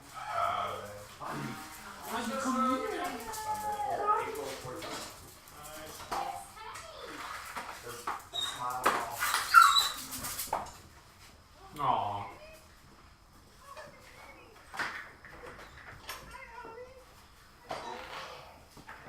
Come on. Oh my god, careful. I'm probably blind. Oh man. Oh damn. Ooh. I'm not mom. Yeah. What do you think, Dave? Don't eat, come on. For a second, why do you bring me a leprechaun? He's a real life leprechaun. Where's, Hey, man. Hello. Yeah, how tall is he supposed to be? He's 3 foot. How tall you been? 3 foot 8? Oh, 3 foot 2. He's so big. Sorry, I read my parents. Now Jimmy isn't the smallest one in the group. Dude, that's so big for like, I was imagining him built like, I don't know, 8 inches tall, 10 inches tall. It's like a wild gnome. Yeah, she here. Even them, I think that they're only like 2 feet. It's like 3 feet. Really? Whoop! Sorry. We don't be okay. That's literally insane. I rolled a 1, 2, 3. Damn. Yeah, Yeah, we need to get into it. If I really want to see what Ben can do. same. Bro, There's one thing with my character that's so great. I really want to see, like, you know, we're getting into this fight. You know, he sets it up to be like this super religious, like monk type figure, and then it's like my character pulls out 2 daggers. Alright, so you're at the seamstress, or you wanted to go to the seamstress. And stealth. Why did you want to go to the seamstress? Oh, I get a cloak that matches Akalius' little cool. so I go into the seamstress, Uh-huh.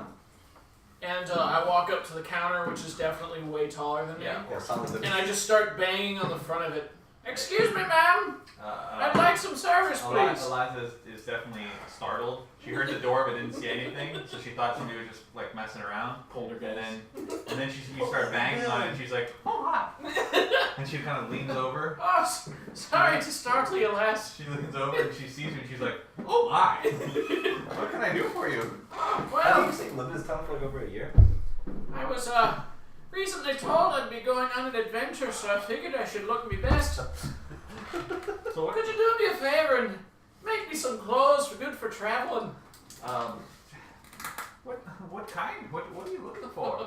Well, traveler's clothes, of course. Should be like a quarter off the fabric. If you could, One whatever quality you have, just fashion second. it to some I made robes. something last week that might fit you. Do you have any infant clothing in stock? She goes in the back and kind of pulls out like this little Sip flask. this little sailor's outfit. Oh my god, please. That was made for a kid, maybe one of like the royalty, but it looks like it was made for like some sort of like long carriage ride.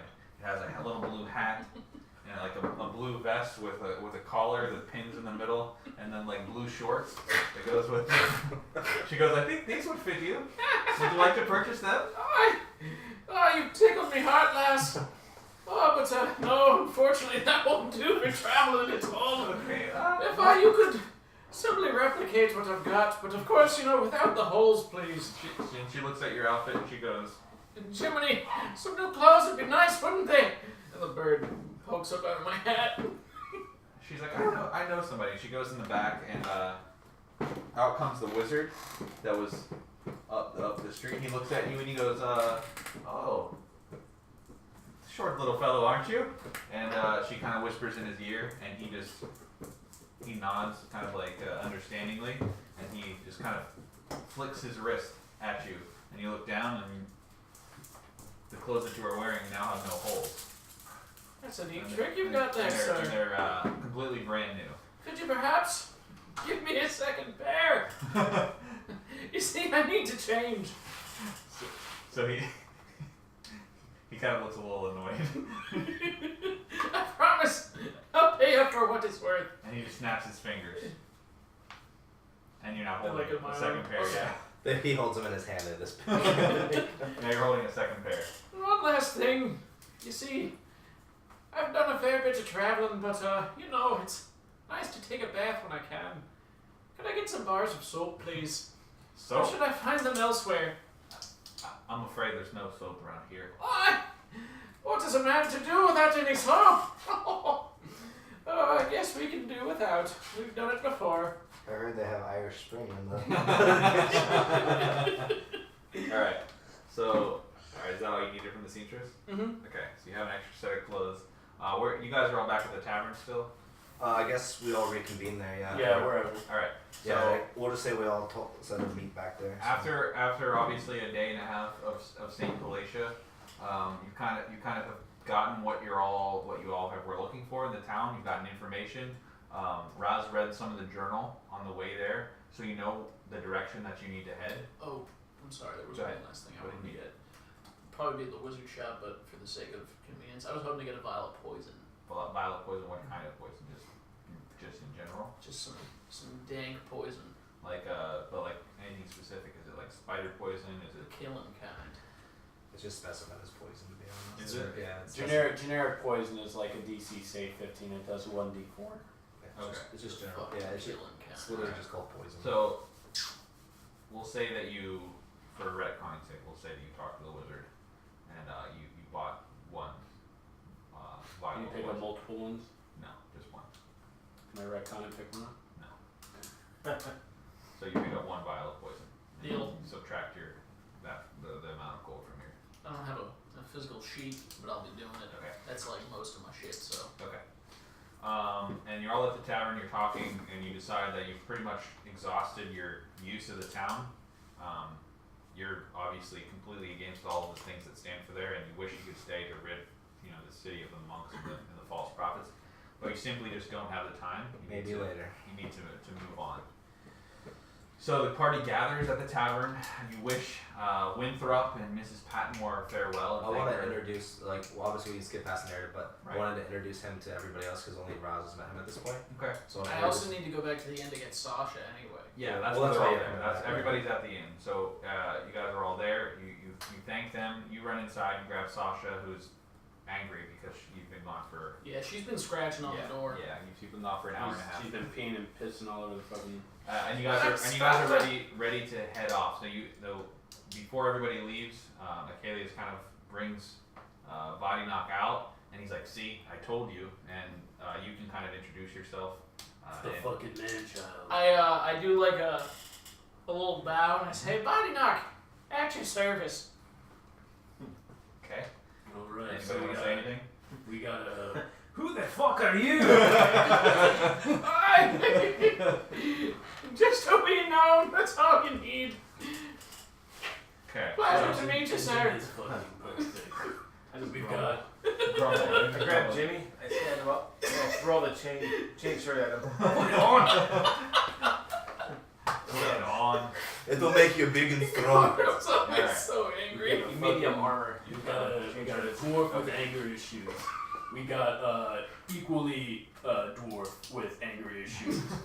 And we got a fucking whatever distance is. Oh fuck, there We was got- one last thing I wanted to do. I'm so sorry. Yeah. I wanted to go wherever I need to go to buy an undisclosed amount of flasks and fill them with an undisclosed amount of Okay. alcohol. We'll say that you instead of Yeah, so I you wanted wanna buy to do them? this, huh? What, And, you wanna and here buy it's You could buy a keg and put it on the wagon. Yeah. Okay. mhm. Okay. So Not flasks fit my character. luckily, when you went in to talk to when you went to grab Sasha, you found Mrs. Patmore inside there. I was gonna say you could have talked to her. We could have talked to her while we were drunk That's last true. night, and then That's true. she Yeah, got them all So we ready say for that you talked to today. Mrs. Patmore and that you picked them up Yeah. while you were intoxicated. Perfect. All right. Anyway, so Make a note of how much looking it down costs. at the map, and after reading the journal, you have a general understanding of which way to go, and the party generally agrees that it's time to leave the city, right? Mhm. Everyone's like, we've been here for too long, and it's only been a day. So everybody having their new armor and your tabard, your sword that's only half as flaccid. You decide to leave the city of Saint Felicia. Half as flaccid. Story of my life. And you kind of like look back on it as you exit the front gate and kind of think about everything that's just transpired over the past evening, for everything from Jimmy, his triumphant fight, to Roz pissing off yet another merchant, and then obviously your By fight. the way, I never mentioned that to anybody. By the way, I just keep that to myself. What's What? that? The fight. Like obviously they heard whispers, Oh, but yeah, I never yeah. I never Right, told anyone. right. So Oh, I know you Well, did though. he's the only one that knows, and you walked saw up saw on what it. happened. You walked up so- on the end of it. You didn't see like. I just don't bring it up. They're a Is bunch what I'm of saying. fucking pussies anyways. Yeah. Are we leaving the city now? Yes. Okay, so I just want to point out that I'm simply sitting on the head of the horse though. As we leave, I'd like to Meditating. try to teach Jimmy, or begin to teach Jimmy how Okay. to drive the wagon. Okay. All right. Can you roll a Crashes in form? the Runs forward. Performance. Yeah. Wouldn't it be animal handling? Because he's trying to handle a horse. Can I teach Jimmy magic? Yeah, but only one person can teach him at a time. It's one lesson per day. Yeah.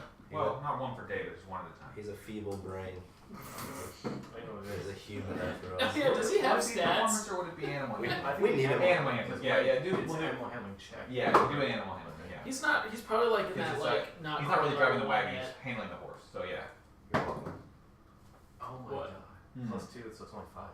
Okay. So, you start to teach Jimmy, but he seems completely uninterested. Oh, okay. Yeah, he doesn't want. He doesn't seem that he wants to learn how to handle it. He's on the cart shadowboxing. I push him off. Fuck you! Pushes him off the wagon. Everybody Gorram meets is just fuck you. Fuck you! Definitely fuck you. Who the fuck are you? Who the Am I fuck close are to you? Akalius? What horse are you You can sitting be on on? my horse with me if you like. I can sit on your horse's head? Yeah. Okay, I'll do that. Alright, so you're So sitting on since the I'm there, I'm gonna kind of lean my head back and I'll be like, he's got some anger issues, don't he? I can relate in some aspects. I've seen. So you guys And I pick up the sit back trail. up and You sort pick of up the flash. trail and you're heading north with your horses, with the wagon, Jimmy distance, and everybody's traveling north. And you travel for a full day. So you leave in the morning, travel for a full day. Would you like to travel through the night? No, keep in mind you're headed north. This is the map. So we're back to this map. Let's get rid of this one. So we're back to, this is the map that we're following and the knowledge that we have. I don't think we should travel through the night. Me neither. Okay. We need to rest. So you want to make camp for the night? Yeah. Okay. So you guys decide to make camp. Does somebody want to? Damn, we don't have. I'll stay up and watch. Okay. I'm gonna. I'll kind of sit back and kind of like just out of sight of the group, and Okay. I'll around the ring. And just as a point of reference, it's 2 days ride to this pass where you guys need to go through the mountains to head up north. Okay. So this is just outside of Palatia. So you're on the road outside northwest of Palatia, and this is going to be the first night. So say you're about halfway to the pass. And so you're resting. Boddynock is keeping watch. How long would you like to keep watch for? I'd like to keep watch for 4 hours, and Okay. I'm gonna have Sasha out, and I'm gonna be kind of petting her the whole time, and Okay. talking to her. And is somebody else picking up the watch after 4 hours? I can take second shift. Okay. So the night passes uneventfully. Boddynock keeps watch for the first half and then wakes Distance up, who groggily takes watch and then plays his lute. Or is it a guitar? You have a lute. It's a lute, I Okay. think. That's what it's either one. Okay. It's a guitar. So he plays his instrument softly through the middle of the morning, and everybody wakes up in the morning. Would you like to eat before you leave? Yeah. I'm just gonna, Take rations? take rations, and Okay. then I'm gonna go over some more hand-to-hand combat skills with Jimmy using Okay. his little dagger. I'm gonna show him some kill techniques. Okay, you want to roll for that? What do you want me That to would roll? be... Maybe athletics. Would that work? Yes. That's gonna be a 25. Okay. Jimmy, after his last fight, obviously in the city, winning against that much larger kid, his yearning for fighting and learning martial arts and fighting tactics has definitely increased. So you spend the early morning while everybody's is eating, teaching, and were we keeping track of like hours, or were we just like saying he's Just whatever. I mean, it's leading just narrative at this Okay. point. I don't care. So You did originally say that it was like he had to do 100 hours and you give him a proficiency Okay. in daggers. So we'll say that in the hour that you guys are eating, he gains actually 5 hours worth of Okay. weapons training. And everybody Okay, eats. what would you... Oh yeah, I guess so that's that. Any other training that you would say that he's had at this point that I could add to We should notes? probably give him some for at least winning the fight. I would imagine we'd give him some kind Yeah, of. he'll definitely he'll get another 5 on top of that for winning that fight Okay. experience. But other than that, I'm just gonna. Me and Jimmy are gonna eat some food Okay. after training, and then we're Okay. gonna be ready to So leave. everybody's ready to continue the journey? Mhm. Okay. So, for another full day's ride, you have small talk amongst yourselves. You're getting along pretty well. Even Roz seems to be soothing himself out as far as that goes. Soothing? Yeah, you're kind of just like, you're mellowing. Oh, can he read the journal? I forgot about I that. can definitely ask him to. Roz, do you mind taking another look through the book while we're riding, please? You want to roll for that? Is that just a regular? Yeah. Just a roll? What is it? 11. Okay.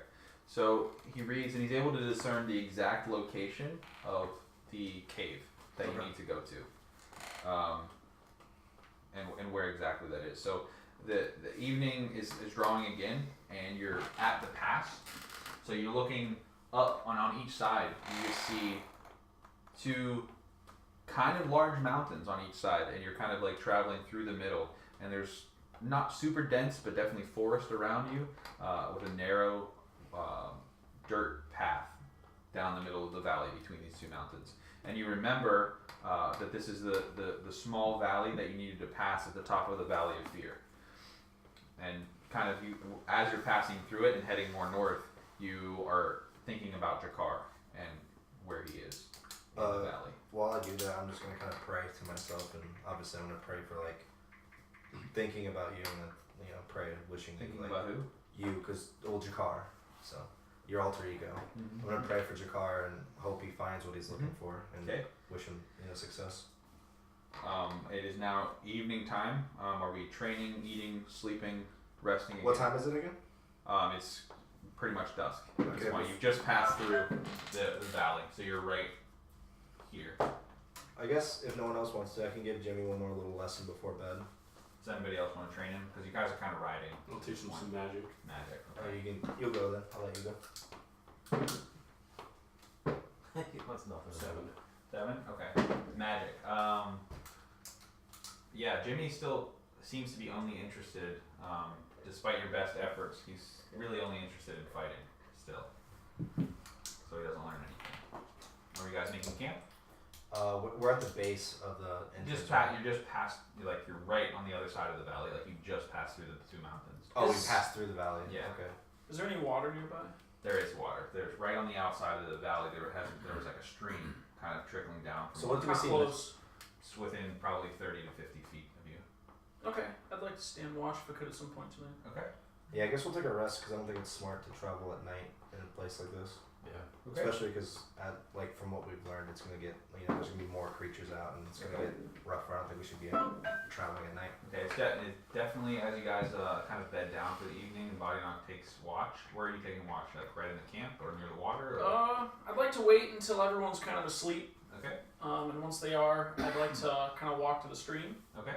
And I'd like to use perception Okay. and see if I can kind of see anything. Are you want to roll for that, or you just use your passive perception? Let's see. Let me just double check something real quick.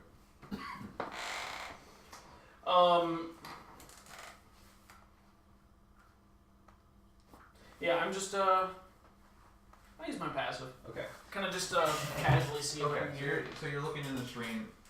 You definitely can hear.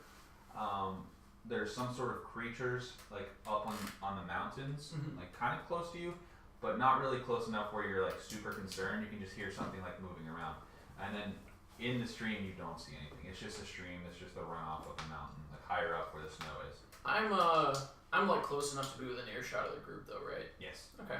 I'd like to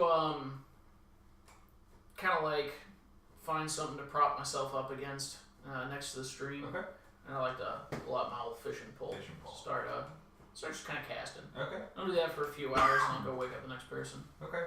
You want to roll for? It wouldn't be animal handling. That would probably be performance or athletics.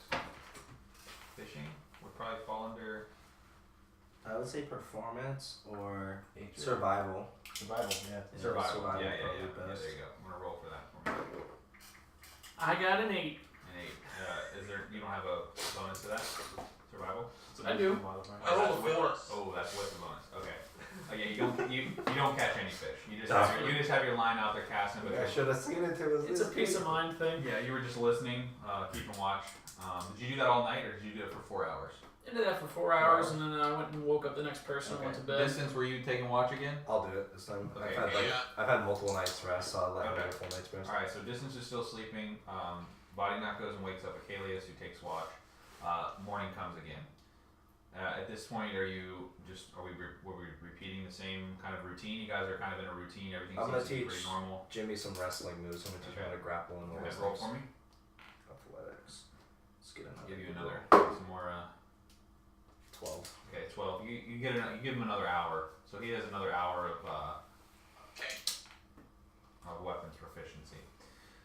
Perhaps you doing should anything let else in me the morning? teach the boys sometime. Just the normal stuff. Okay. Spells and. I'm a pretty good fighter myself. Everybody has their spells for the same spells as were ready before, right? Okay. Well, I've got one more cantrip. Once because I hit level 4. Okay. It's gonna be mending. Mending, which is 7. It's 7. The spell requires a single break or tear in an object you touch. okay. Wait, this spell can physically repair a magic item or construct, but Oh, it nice. can't restore magic to such an object. So if magic is removed from an object, you can't Yeah, put it so back, as long but as, it can be the fixed. break or tear is no longer than 1 foot in any dimension, you can mend it. Okay. Cool. Alright, so the party begins to travel again for the day. Everybody on their horses, and you seem to be gathering more distance for today. Distance. For some reason, you seem to be traveling further. Time seems to be going by slower as you travel, and as the path that you're on starts to wind towards the river, almost. You can see the river in the distance, and you start to come down towards it. You can see off in the distance, you see smoke trails rising up near the water, and you're too far away to be able to tell what it is, so you keep riding, but it definitely looks like there was a big fire in the direction of where you're going. It gets to be about the afternoon, and you come up on what looks like a town. The town is completely burnt to the ground. Oh shit. There are no people, there are no animals, there is nothing left. This town is directly on the dock of what looks like a like what used to be like a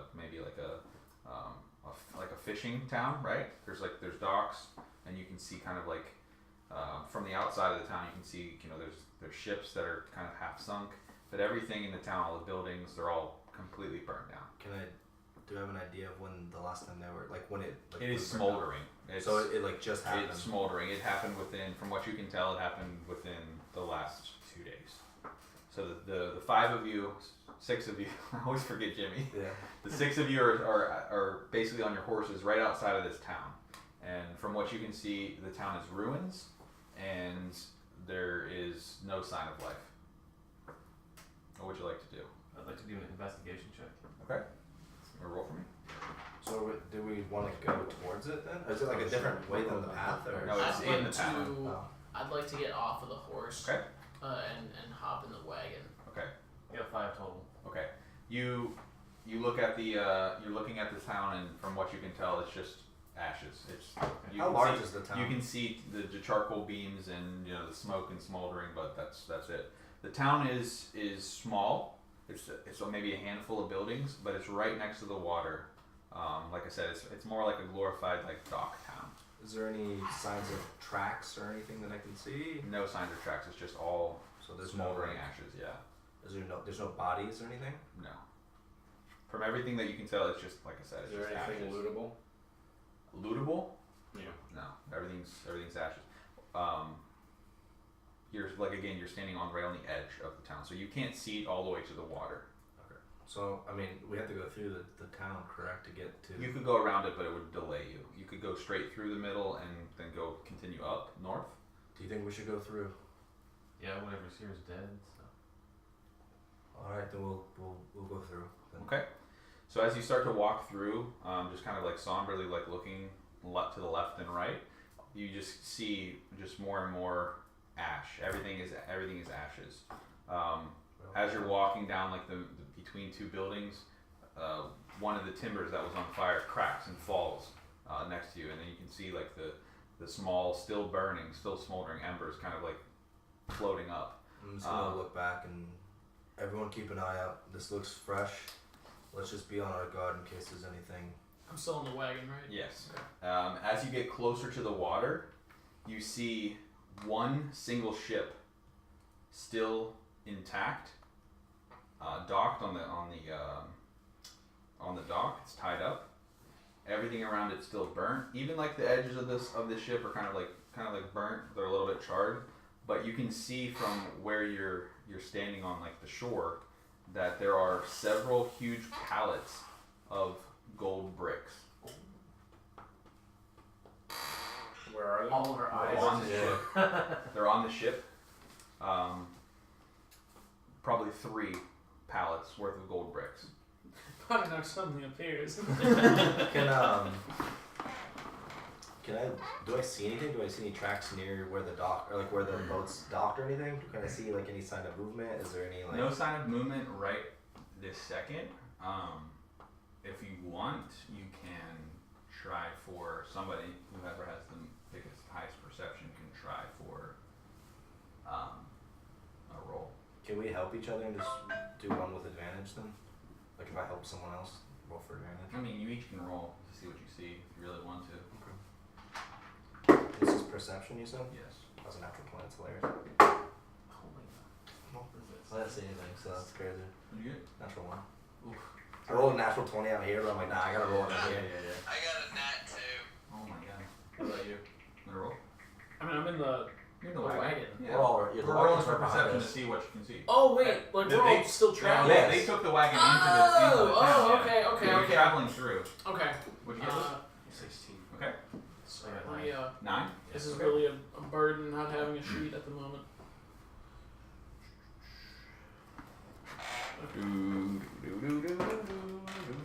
Crit fail. Nothing at 1. Holy shit. So 16. So maybe there's just too much smoke, but the majority of you just can't see anything but the gold. You see the pallets of gold. The only one that sees anything is Roz, and kind of like maybe that he's just kind of taller in stature, standing on the horse. He can kind of like see above like the smoke and embers, and he kind of notices that off to the right of the boat there is kind of like a natural like maybe like a bluff along the side of the town, and it kind of like raises up a little bit above where like the docks are down below. So you're standing down in the middle of like one of the streets near the dock, and you can see the boat in front of you. But then off to the right, there's kind of like this like natural cliff and a bluff up at the top, and up at the top, he kind of like looks and the sun's there. He can't really see, but he can definitely make out something abnormal on the top of the bluff. Does anyone see So anything? is it like a covered wagon basically? Is that what we're picturing this as? No, it's open, It's right? not covered. Yeah, it's open. Oh, okay. It's an open wagon, yeah. Okay, never mind. It's then. mainly It's, just like, for, it's the shape of a covered wagon without the top. yeah, Okay. it's just an ease of travel thing that we Gotcha. Okay, no, yeah, I was cause I was picturing a covered wagon. The whole purpose was just that like, cause it was like such a I don't know, like everything was burnt to shit and everything was dead. I went to the wagon to kind of like. You can imagine there's like a cover wall of the Sasha's wagon face. that you can Okay. lie behind it So- because you're small. So well, in that case, that was kind of the whole purpose. Though I'm covering Sasha's face, kind of holding her. Gotcha. Do you guys see anything? I can't see anything through the smoke. Yeah, I'll let them know what I saw. Okay, so Roz can see something abnormal on the top of the bluff, and he lets you know that there's definitely something not right here. And kind of as you're trying to like get your bearings and kind of like look and see what you can see, you're kind of like shuffling around, trying to get a better perspective of what's really happening in the town. You kind of you hear like a small like grumble and then a shuffle of rocks, and some of the rocks from the cliff kind of like come loose and fall and splash into the water, and you look up, and now from the perspective that you now have, you can see a giant sleeping dragon. It's huge. It's black. Its scales are all black. It has 2 huge horns that come down from each side and huge black wings, and it's tucked underneath. Its nose is tucked underneath one of the wings. As a mountain dwarf, I would know some stuff about dragons. Obviously, we saw what the other dragon did, but Yes. You guys got like we would we got understand. attacked by a shadow dragon. I'm This just, is not that dragon. I'm just gonna be kind of honest, out of game. Yeah, go ahead. I mean, Jack did kind of post something. He was all like, "Have to take him to fight." Oh yeah, I know. That was some wisdom, perhaps. There's a giant black Don't dragon. worry, I'm not intimidated. So I'm gonna go to the group. I'm gonna fuck it. What? Something about this dragon, you can see this is not like any other dragon that any of you have ever seen.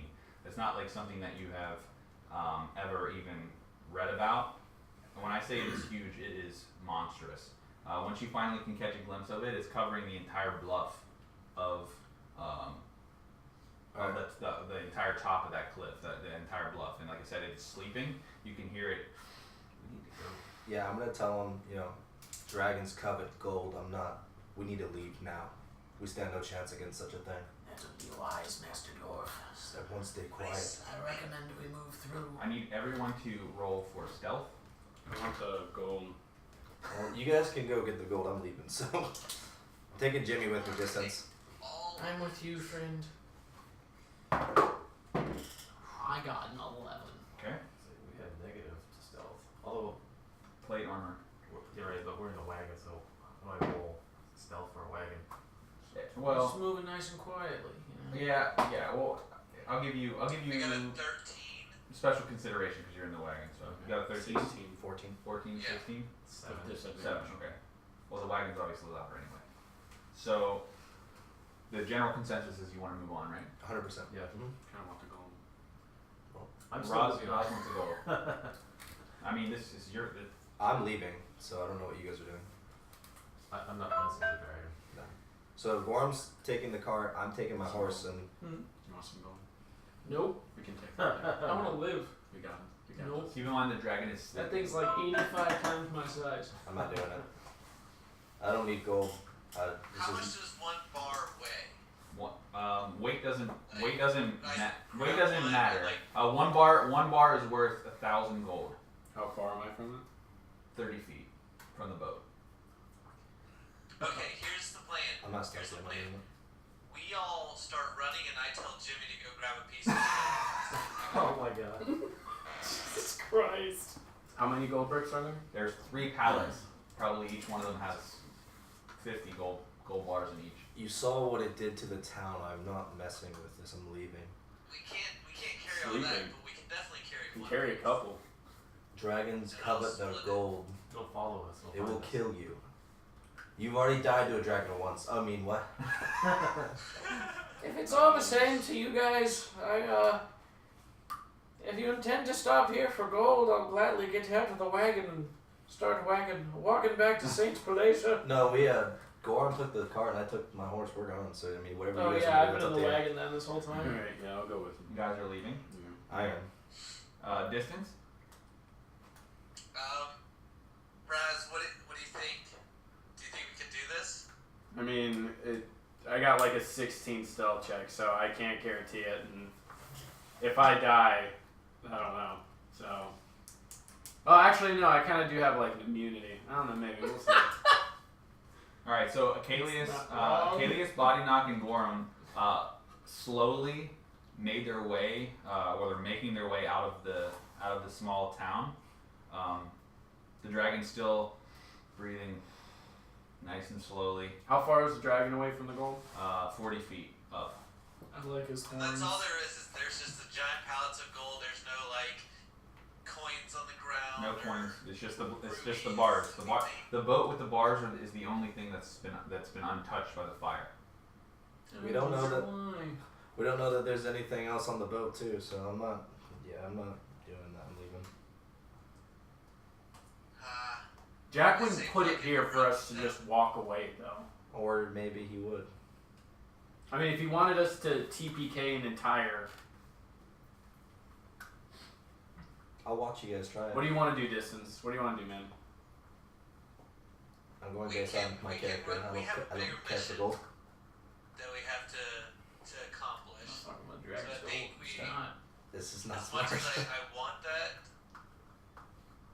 I mean, do what your character would do, because my character doesn't care about gold, so I'm leaving. I don't want to fight a dragon. Not now. at Distance. Let's just boogie on out of here, man. I like it. Let's do it. Okay, so the 6 of you, making the smart move and not trying to wake the dragon, decide to sneak your way out of the small town. However,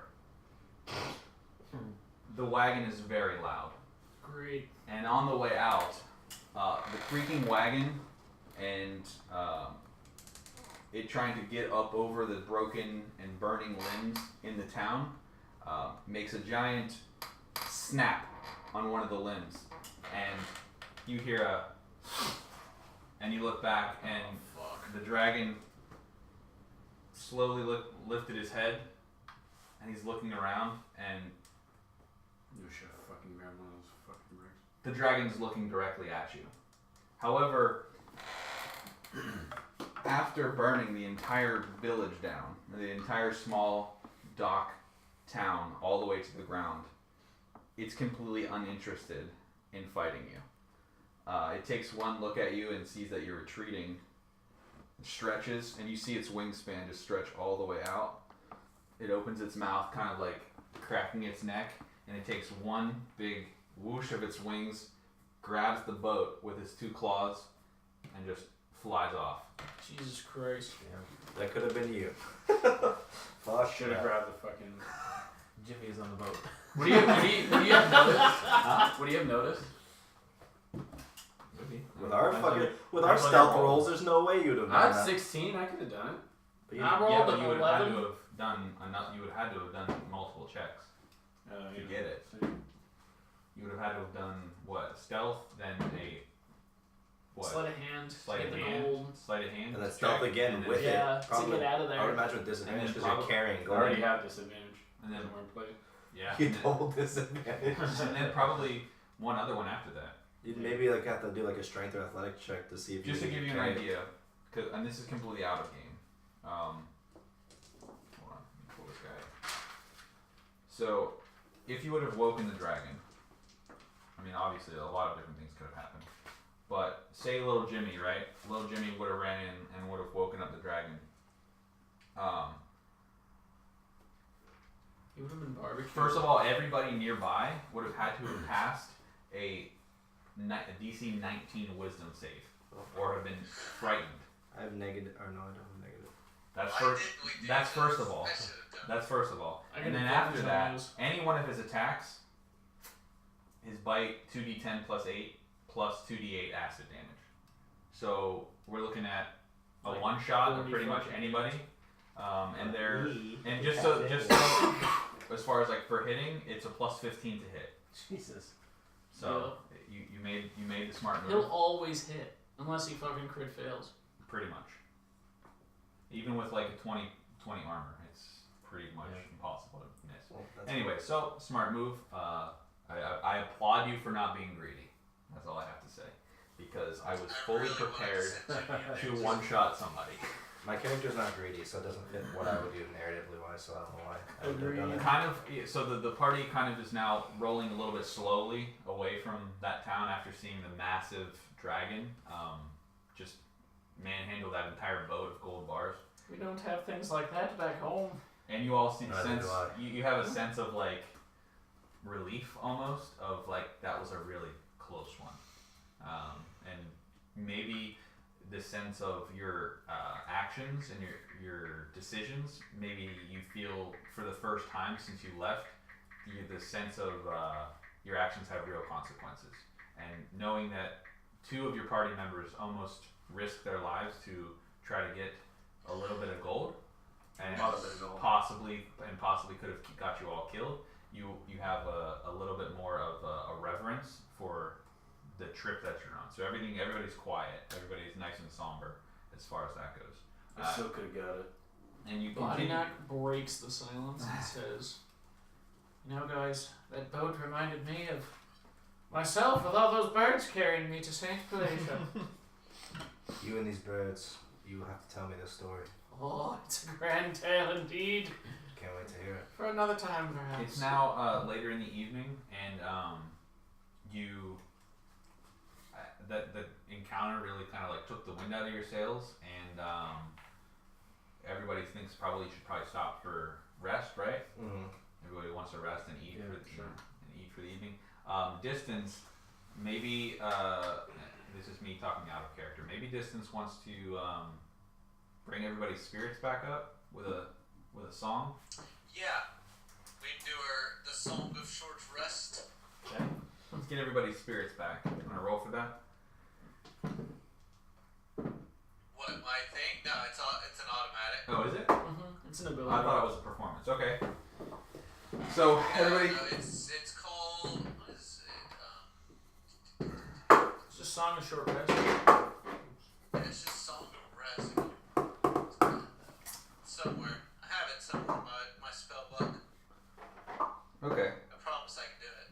No, I believe you. I believe you. Song of Rest. Okay, so yeah, during a short rest, friendly creatures who gain performance regain additional hit points when they spend hit dice. So, I mean, really, since no one actually has hit die missing or anything. Was there? Yeah. Oh yeah, that would be funny. Okay. So everybody kind of gathers around the campfire. You guys gonna eat? Yeah. All right. So you're eating your rations, right? Everybody's eating rations. Mm-hmm. If you gather around a fire that I'm assuming that you're making, I'm giving you some credit here. So I'm assuming you make a fire. You kind of gather around, and Distance starts to play a tune. It's a song you're not familiar with. Maybe one of you in your party has kind of heard the song before, and maybe he starts to hum along, but it kind of goes like, "You raise me up." So Distance starts to play, and you guys feel a little bit more relaxed and grateful that the dragon didn't decimate you. And then who would like to take first watch, if you even want to have a watch? I'll do it this turn. Okay. So Akalius takes watch. Is everybody going to go to sleep? Feeling a little bit. Yeah, then I'll take second watch. Gorram or Distance? I haven't done it yet, so I figured my turn. Okay.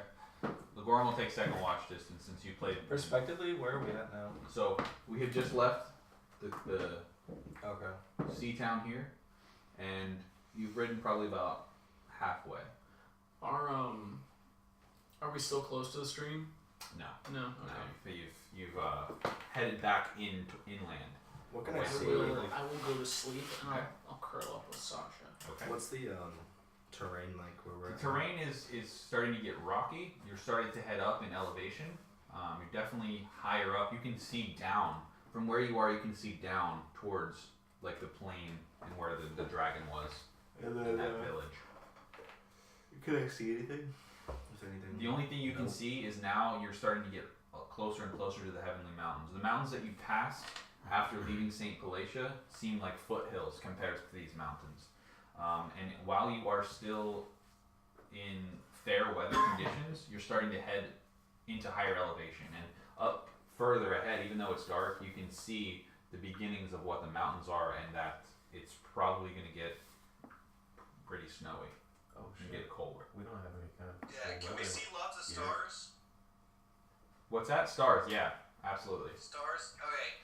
I have a story I want to tell the group. Okay. Can everyone hear me okay? Yeah. Boddynock is asleep already. Yeah, Boddynock is not. He's out. He's already out? Okay. Well, yeah. He doesn't know. But, no, so this kind of reminds me of something that I've seen. I don't know if it was a dream or what, but there was a group of travelers are lying awake one night like this, and the cleric says to look up at the stars, my friends. What does this sight mean to you? And the barbarian's the first to speak, and he says that the spirit of my ancestors are gazing down on me tonight, and that this is a blessing on any battles that we may wage tomorrow. And the ranger says, I'm inspired by the beast and the constellations. They are telling me that I will have a good hunt tomorrow. And the wizard says, I'm impressed by the sight of the multitude of the great balls of flaming gas spinning larger than worlds, of any of which could have planets as grand and fascinating as our own spinning around it. Why do you ask, cleric? What does this sight mean to you? And the cleric says, means the damn rogue stole our tent.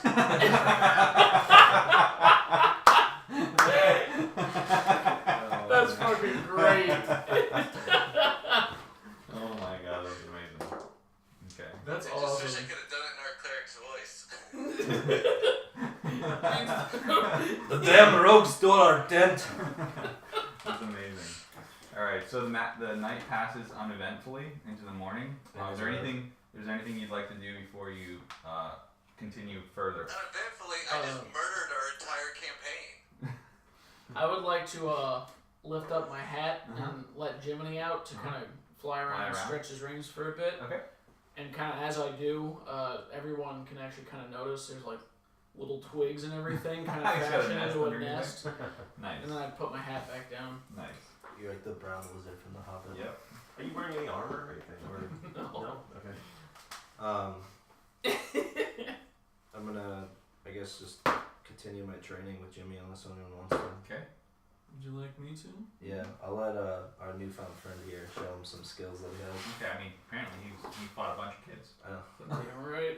I want to observe him too, because I want to see how he fights. Okay.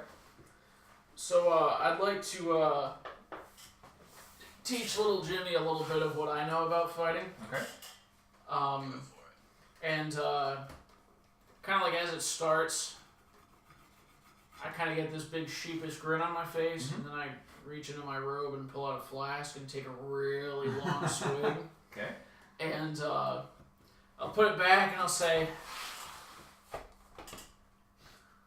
"Come at me, lad." And my eyes are like barely open. I'm like flush in the cheeks, and it's like 6 a.m. Wasted already. And kind of as Jimmy comes at me, I do like some really weird cockamamie twist around him and kind of push him in the back and shove him to the ground, you know? Even though I'm really small, it's like a really effective shove. Meanwhile, I'm sitting on a rock above them just watching. Okay. And so yeah, I kind of continue out the lesson like that. Okay. You want to roll for hours? I got 15. All right. Hey, he'll gain another 5 hours. Are you the drunken Excellent. Oh shit! I didn't think that's so cool. I don't know what that does. I have to look at it. That's super cool. I didn't think about that. I forgot that was a thing in it. That's so cool. All right. So wait, was it effective? I'm sorry. Yeah. He learned another 5 hours worth. Hey, little Jimmy. Yeah. Dude, he's gonna be a fucking. Dude, he's gonna be a badass. He's gonna be fucking flipping people, slicing people open. Not using magic or handling horses. So are we leaving? Yes. Okay. Oh, before we do though, I kind of whistle and Jiminy, like I whistle and then I lift my hat up and Jiminy comes flying right back under and I put it down. Awesome. Everybody else good to leave? Yep. Yeah. While we're going, I would again like to try to teach Jimmy how to Do the control horse. wagon. Okay. Go ahead. I'm gonna try it. Here we go. 16 plus 2. So Okay. 18. Perfect. For some reason, this time Jimmy is definitely open to, maybe it was this different fighting style that he learned in the morning, but he's definitely open to listening to you. And he gains 2 hours worth of animal handling. Animal hand. Mm-hmm. Excellent. You're showing him how to steer and kind of change the speed of the horse as you guys are headed towards up the mountain. When we're done, I'm gonna go clap him on the back and knock him off. Damn dwarf hands. They're a curse. So, as you guys start to head out for the day, you're starting to notice that the terrain is getting a lot rougher.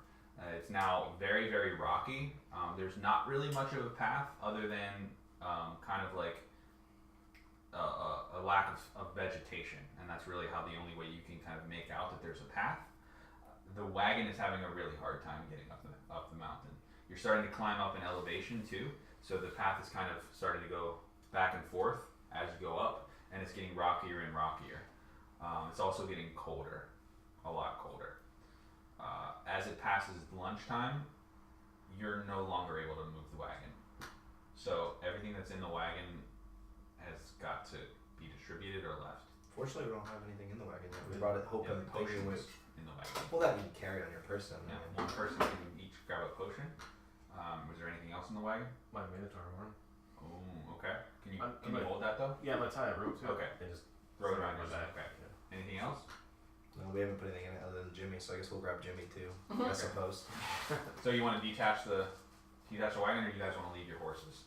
The Can horses can still make it up, but keep in mind again, it's getting very cold. We're not coming back this way, are we? No. I'm not. Do we want to take the horses? I don't think they're gonna make it the journey. Say we just let them go. They're probably gonna die up there. Yeah, we can let them. We'll untie them and let Okay. them just kind of shoo them off. Okay.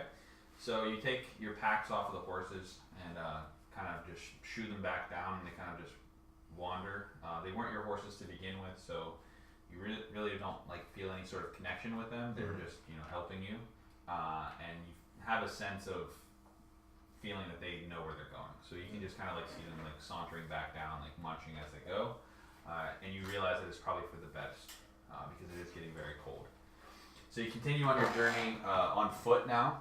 The party is on foot, and you're heading up. And by mid-afternoon, you're knee deep in snow at this point.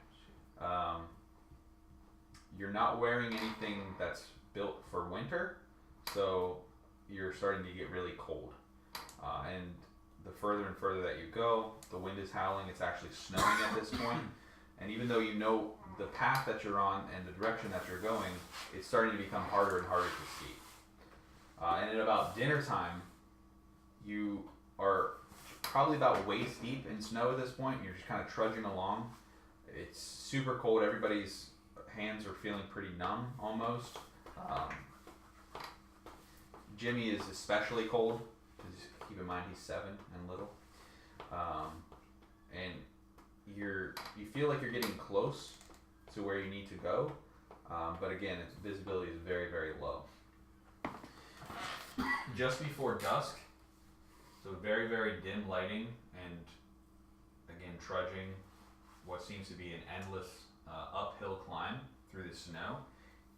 From somewhere high in the mountain, you hear a tremendous roar. Something probably none of you have ever heard before. It doesn't sound anything like the dragon. It sounds almost human-like. It's a fucking Yeti. And as soon as you hear the roar, you kind of feel rumble in the mountain, and a rumble and a shake, and then the entire ground and mountain seems to be moving, and you look up, and Distance is the first one to see it, and he just yells out avalanche as snow is starting to roll down towards you. Just in front of you, about 100 feet or so, you can make out the outline of a cave. Run. Gonna run. Yeah, I'm gonna fucking Run towards the cave. You gotta run towards the cave. Yep. Okay. So as the party realizes what's happening, the mountain is rumbling. You heard a roar. You're completely ignoring the fact that there, obviously could be a threat of that. Seeing the snow and the mountain pretty much coming down on you, you run for the cave. Can I get everybody to roll? What would be the best? For what? Whether you, no, we'll just say everybody makes it because that's too hard. So everybody makes it to the mouth of the cave as the avalanche crashes down around the outside, the mouth of it. You are all kind of panting, freezing inside this dark cave, and it's pitch black. You guys don't have any torches or anything like that out. And you turn around and look, and the entire mouth of the cave is covered. Can you move those minis for me, please? Can we see anything with dark vision? You can. So, who's got the furthest dark vision? I know you all have dark vision, but I think me and him have the same. 60 feet. 60 feet? Yeah. Okay. So you can see about halfway into the cave, and you can make out kind of just like the outline of the middle, and you can see the stalactites and the stalagmites kind of like coming down from the ceiling and from the floor, and you can make out a small pool of water in the middle, but that's all you can see. Can you help me grab those? All of them? Yeah. Okay. They're all gonna come out.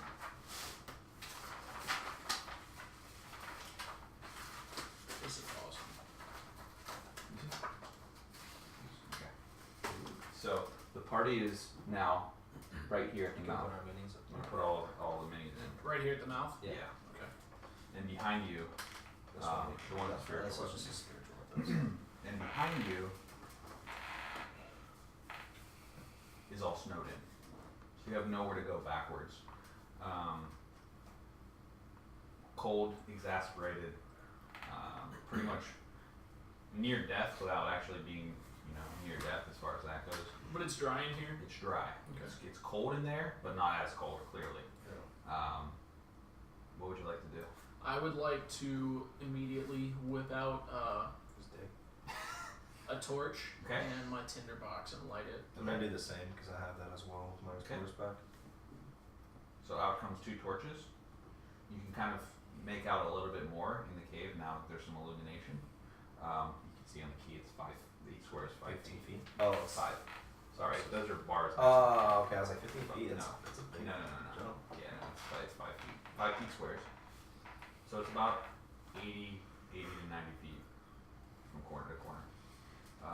But you're still standing in the mouth of the cave. You have 2 torches out. You can't see anything as far as like life. Okay. I'm gonna move forward a little bit. Okay. Yeah, I'm gonna move up with the torch. I mean, I guess like we're not in combat, so I I'll be in the front with Akalius with my torch as well. So I'm gonna have my shield out and my hammer out. Okay. Distance, where's Jimmy? He's with me. Okay. Standing beside me. So Yeah, I'll pull out my weapons as well. Okay. Weapons, you have your shield out as well? Yes. Sword and shield? I'm gonna pee real quick. Okay.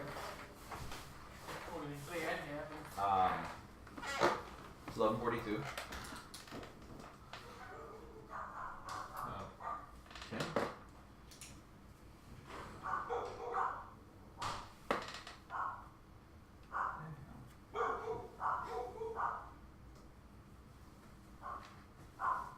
Luke, you okay, buddy?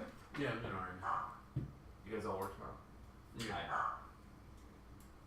But I think we go to bed super late and get up early anyway. Oh, hi. Oh, hi. Look at these 2 puppies.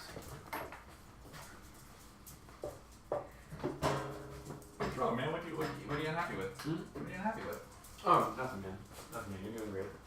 Well, not me. I know I'm doing great. Why are you not doing great? No, I'm doing good. I'm doing good, man.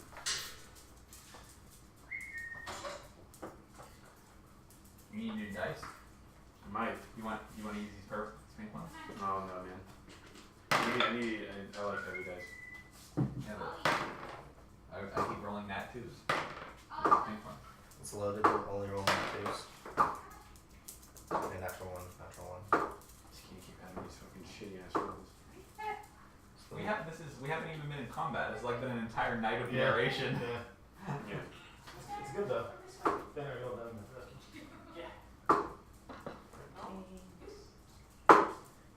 It's 5.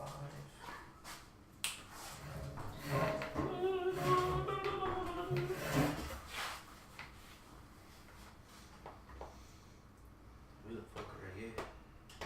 Yeah, I'm kind of sad that you guys didn't go for cold. I'm not. I'm not dying to a fucking dragon. Agreed.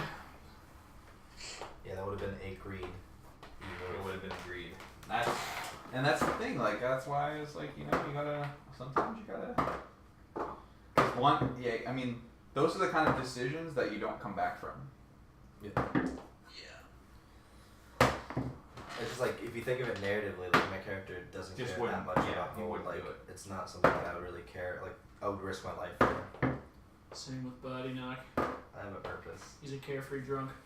Iron Fucking- Fist. he's a fucking hippie. Yeah, I'm the fucking Iron Fist. Fucking. You're wanking. Alright. So, the 5 of you plus Jimmy For reference. stand in the front of this giant cave. That's what it looked like when I was fighting. We got, who's that, Boddynock? We got Me Boddynock, and Boddynock. Akalius, And then Gorram Gorram right up next front. Distance, Roz, Jimmy kind of standing in the back. And they move kind of slowly into the cave, swinging their torches from side to side. And how far in do you want to go? To the water. Yeah, the water. Okay. Everybody or just? Well, I know I am because I have the torch. I'm So then gonna go also. I'm gonna stick by the side. you see Boddynock is gonna follow, Yays! and then we're gonna over here. The torches are starting to kind of warm us up a bit too, Yes. right? Yeah. Yeah, you're getting heat from the torches. Did you want to you didn't want to light up like actual fire? You just want to. Not yet. I'm gonna see what's in the cave Alright. before. I'd like to go exploring first. Yeah. At this point where we are in the cave, I kind of tap my leg, and Sasha dives into my robe basically. Now that we're this far, can I see anything else in the cave now that we can see You more? can see to the edge of, or you can see kind of like towards the edge, the other wall. Now with the dark vision plus your torches that are out, and you can make out kind of like a tunnel over here. This is like a completely black tunnel. It kind of like looks like it goes into the mountain. What about over there? Can we see over there? Do you have 60 dark vision? Yeah. At least Yeah. 10 or 5 foot Yeah. squares. You can, well, the torch doesn't reach quite that far, but you can definitely make out that there's probably another opening over there. Are these 10 or 5 foot 5. tunnels? They're 5. And if I were to scan over here. To the left, that kind of like goes down, Okay. so you can't quite see into there. Okay. And over here. Over there, there's nothing. Okay. You can see in there, it's on the same plane. But it's like empty. Yeah. Okay. This is who is this? This is Gorram or Akalius? That's me. Okay. Can you roll a perception, please? Sure can, feller. 7. 7. Okay. So you kind of are like looking around, holding the torch, and you don't see anything, but almost like spider sense is tingling. You kind of sense that something is wrong, and immediately, hold on one second. Yeah, immediately the stalagmite directly to your left, it kind of moves, and then in a flash, it attaches itself to you, and it is a dark mantle. What the fuck is that? It's a dark mantle, not a roper. No, it's a dark mantle. It's a creature. Just to give you guys some context. That's how I made it. I kill it because I make this out of it. Just to give you some context outside of the game, so you're kind of understanding what's happening. Your characters wouldn't know what it is, but I'm telling you, so just so you understand the narrative. Dark Mantle is a creature that is in caves that disguises itself as stalagmites, and it's completely undetectable if it doesn't move. So even a natural 20 in perception wouldn't see it. Fuck. And it latches itself onto you, and that's going to deal 5 bludgeoning damage, as well as you have to make a 13 strength save. Should be hopefully. At 13. Oh no, 15. I'm retarded. I forgot. So the dark mantle attaches itself to you, dealing 5 damage to you, but you manage to shrug it off, and it falls down right next to you, in between you and Roz. And at that same time, you hear a low grumble, kind of like the same roar that you heard up on the mountain, but only lower. Oh shit. And you can make out a yeti Oh my shit. god. out of the tunnel that you can see. Ah fuck. That's not an actual yeti. Yeah, I don't that's think. what it was. Or actually, here, let's use this one. This one's actually more yeti. It's just not white. It's ugly. And you can see it just lumbering out of the tunnel, and that's gonna be initiative. Oh shit. Question. Do you want to roll initiative and then end? I know that we've been like all at narrative, and I kind of really wanted to get to the encounter. I mean, I'm down to go. I mean, it's up to everyone else. I don't care. I feel like I should probably be getting home. As much as that pains me to say. You want to roll initiative and then pick it up? I guess so. Yeah. Yeah. Sure. Or do you want to wait and roll next Well, I want to roll because my roll was good. So. We can wait. Yeah, we can definitely wait till next time. Or I could, Did you already roll? No. What was it? What was it? What is it? My dex goes into that, right? Be a +3 to it, right? Got a 9. I got 19. So. Actually, I had a 17. That's what I had. My roll. That's what I had. I got a nat 1. Oof. Ooh! Okay, what did you get? I had a 9. 9. So I'll just go last. What did you get? Akalius? 19. 19. What about Jimmy? Did he roll? Gorram, what'd you get? 12. 12. Well, that was Ross? the thing is I was pinning to Jimmy to make sure that he was out of harm's way, and then all of a sudden I'm like, oh shit, we're fighting.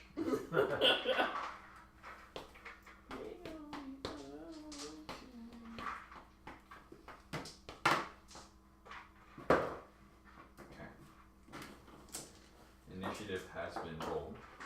I need to grab a picture of that. I want to hit it so bad. I don't know if there's a picture of the board. Okay.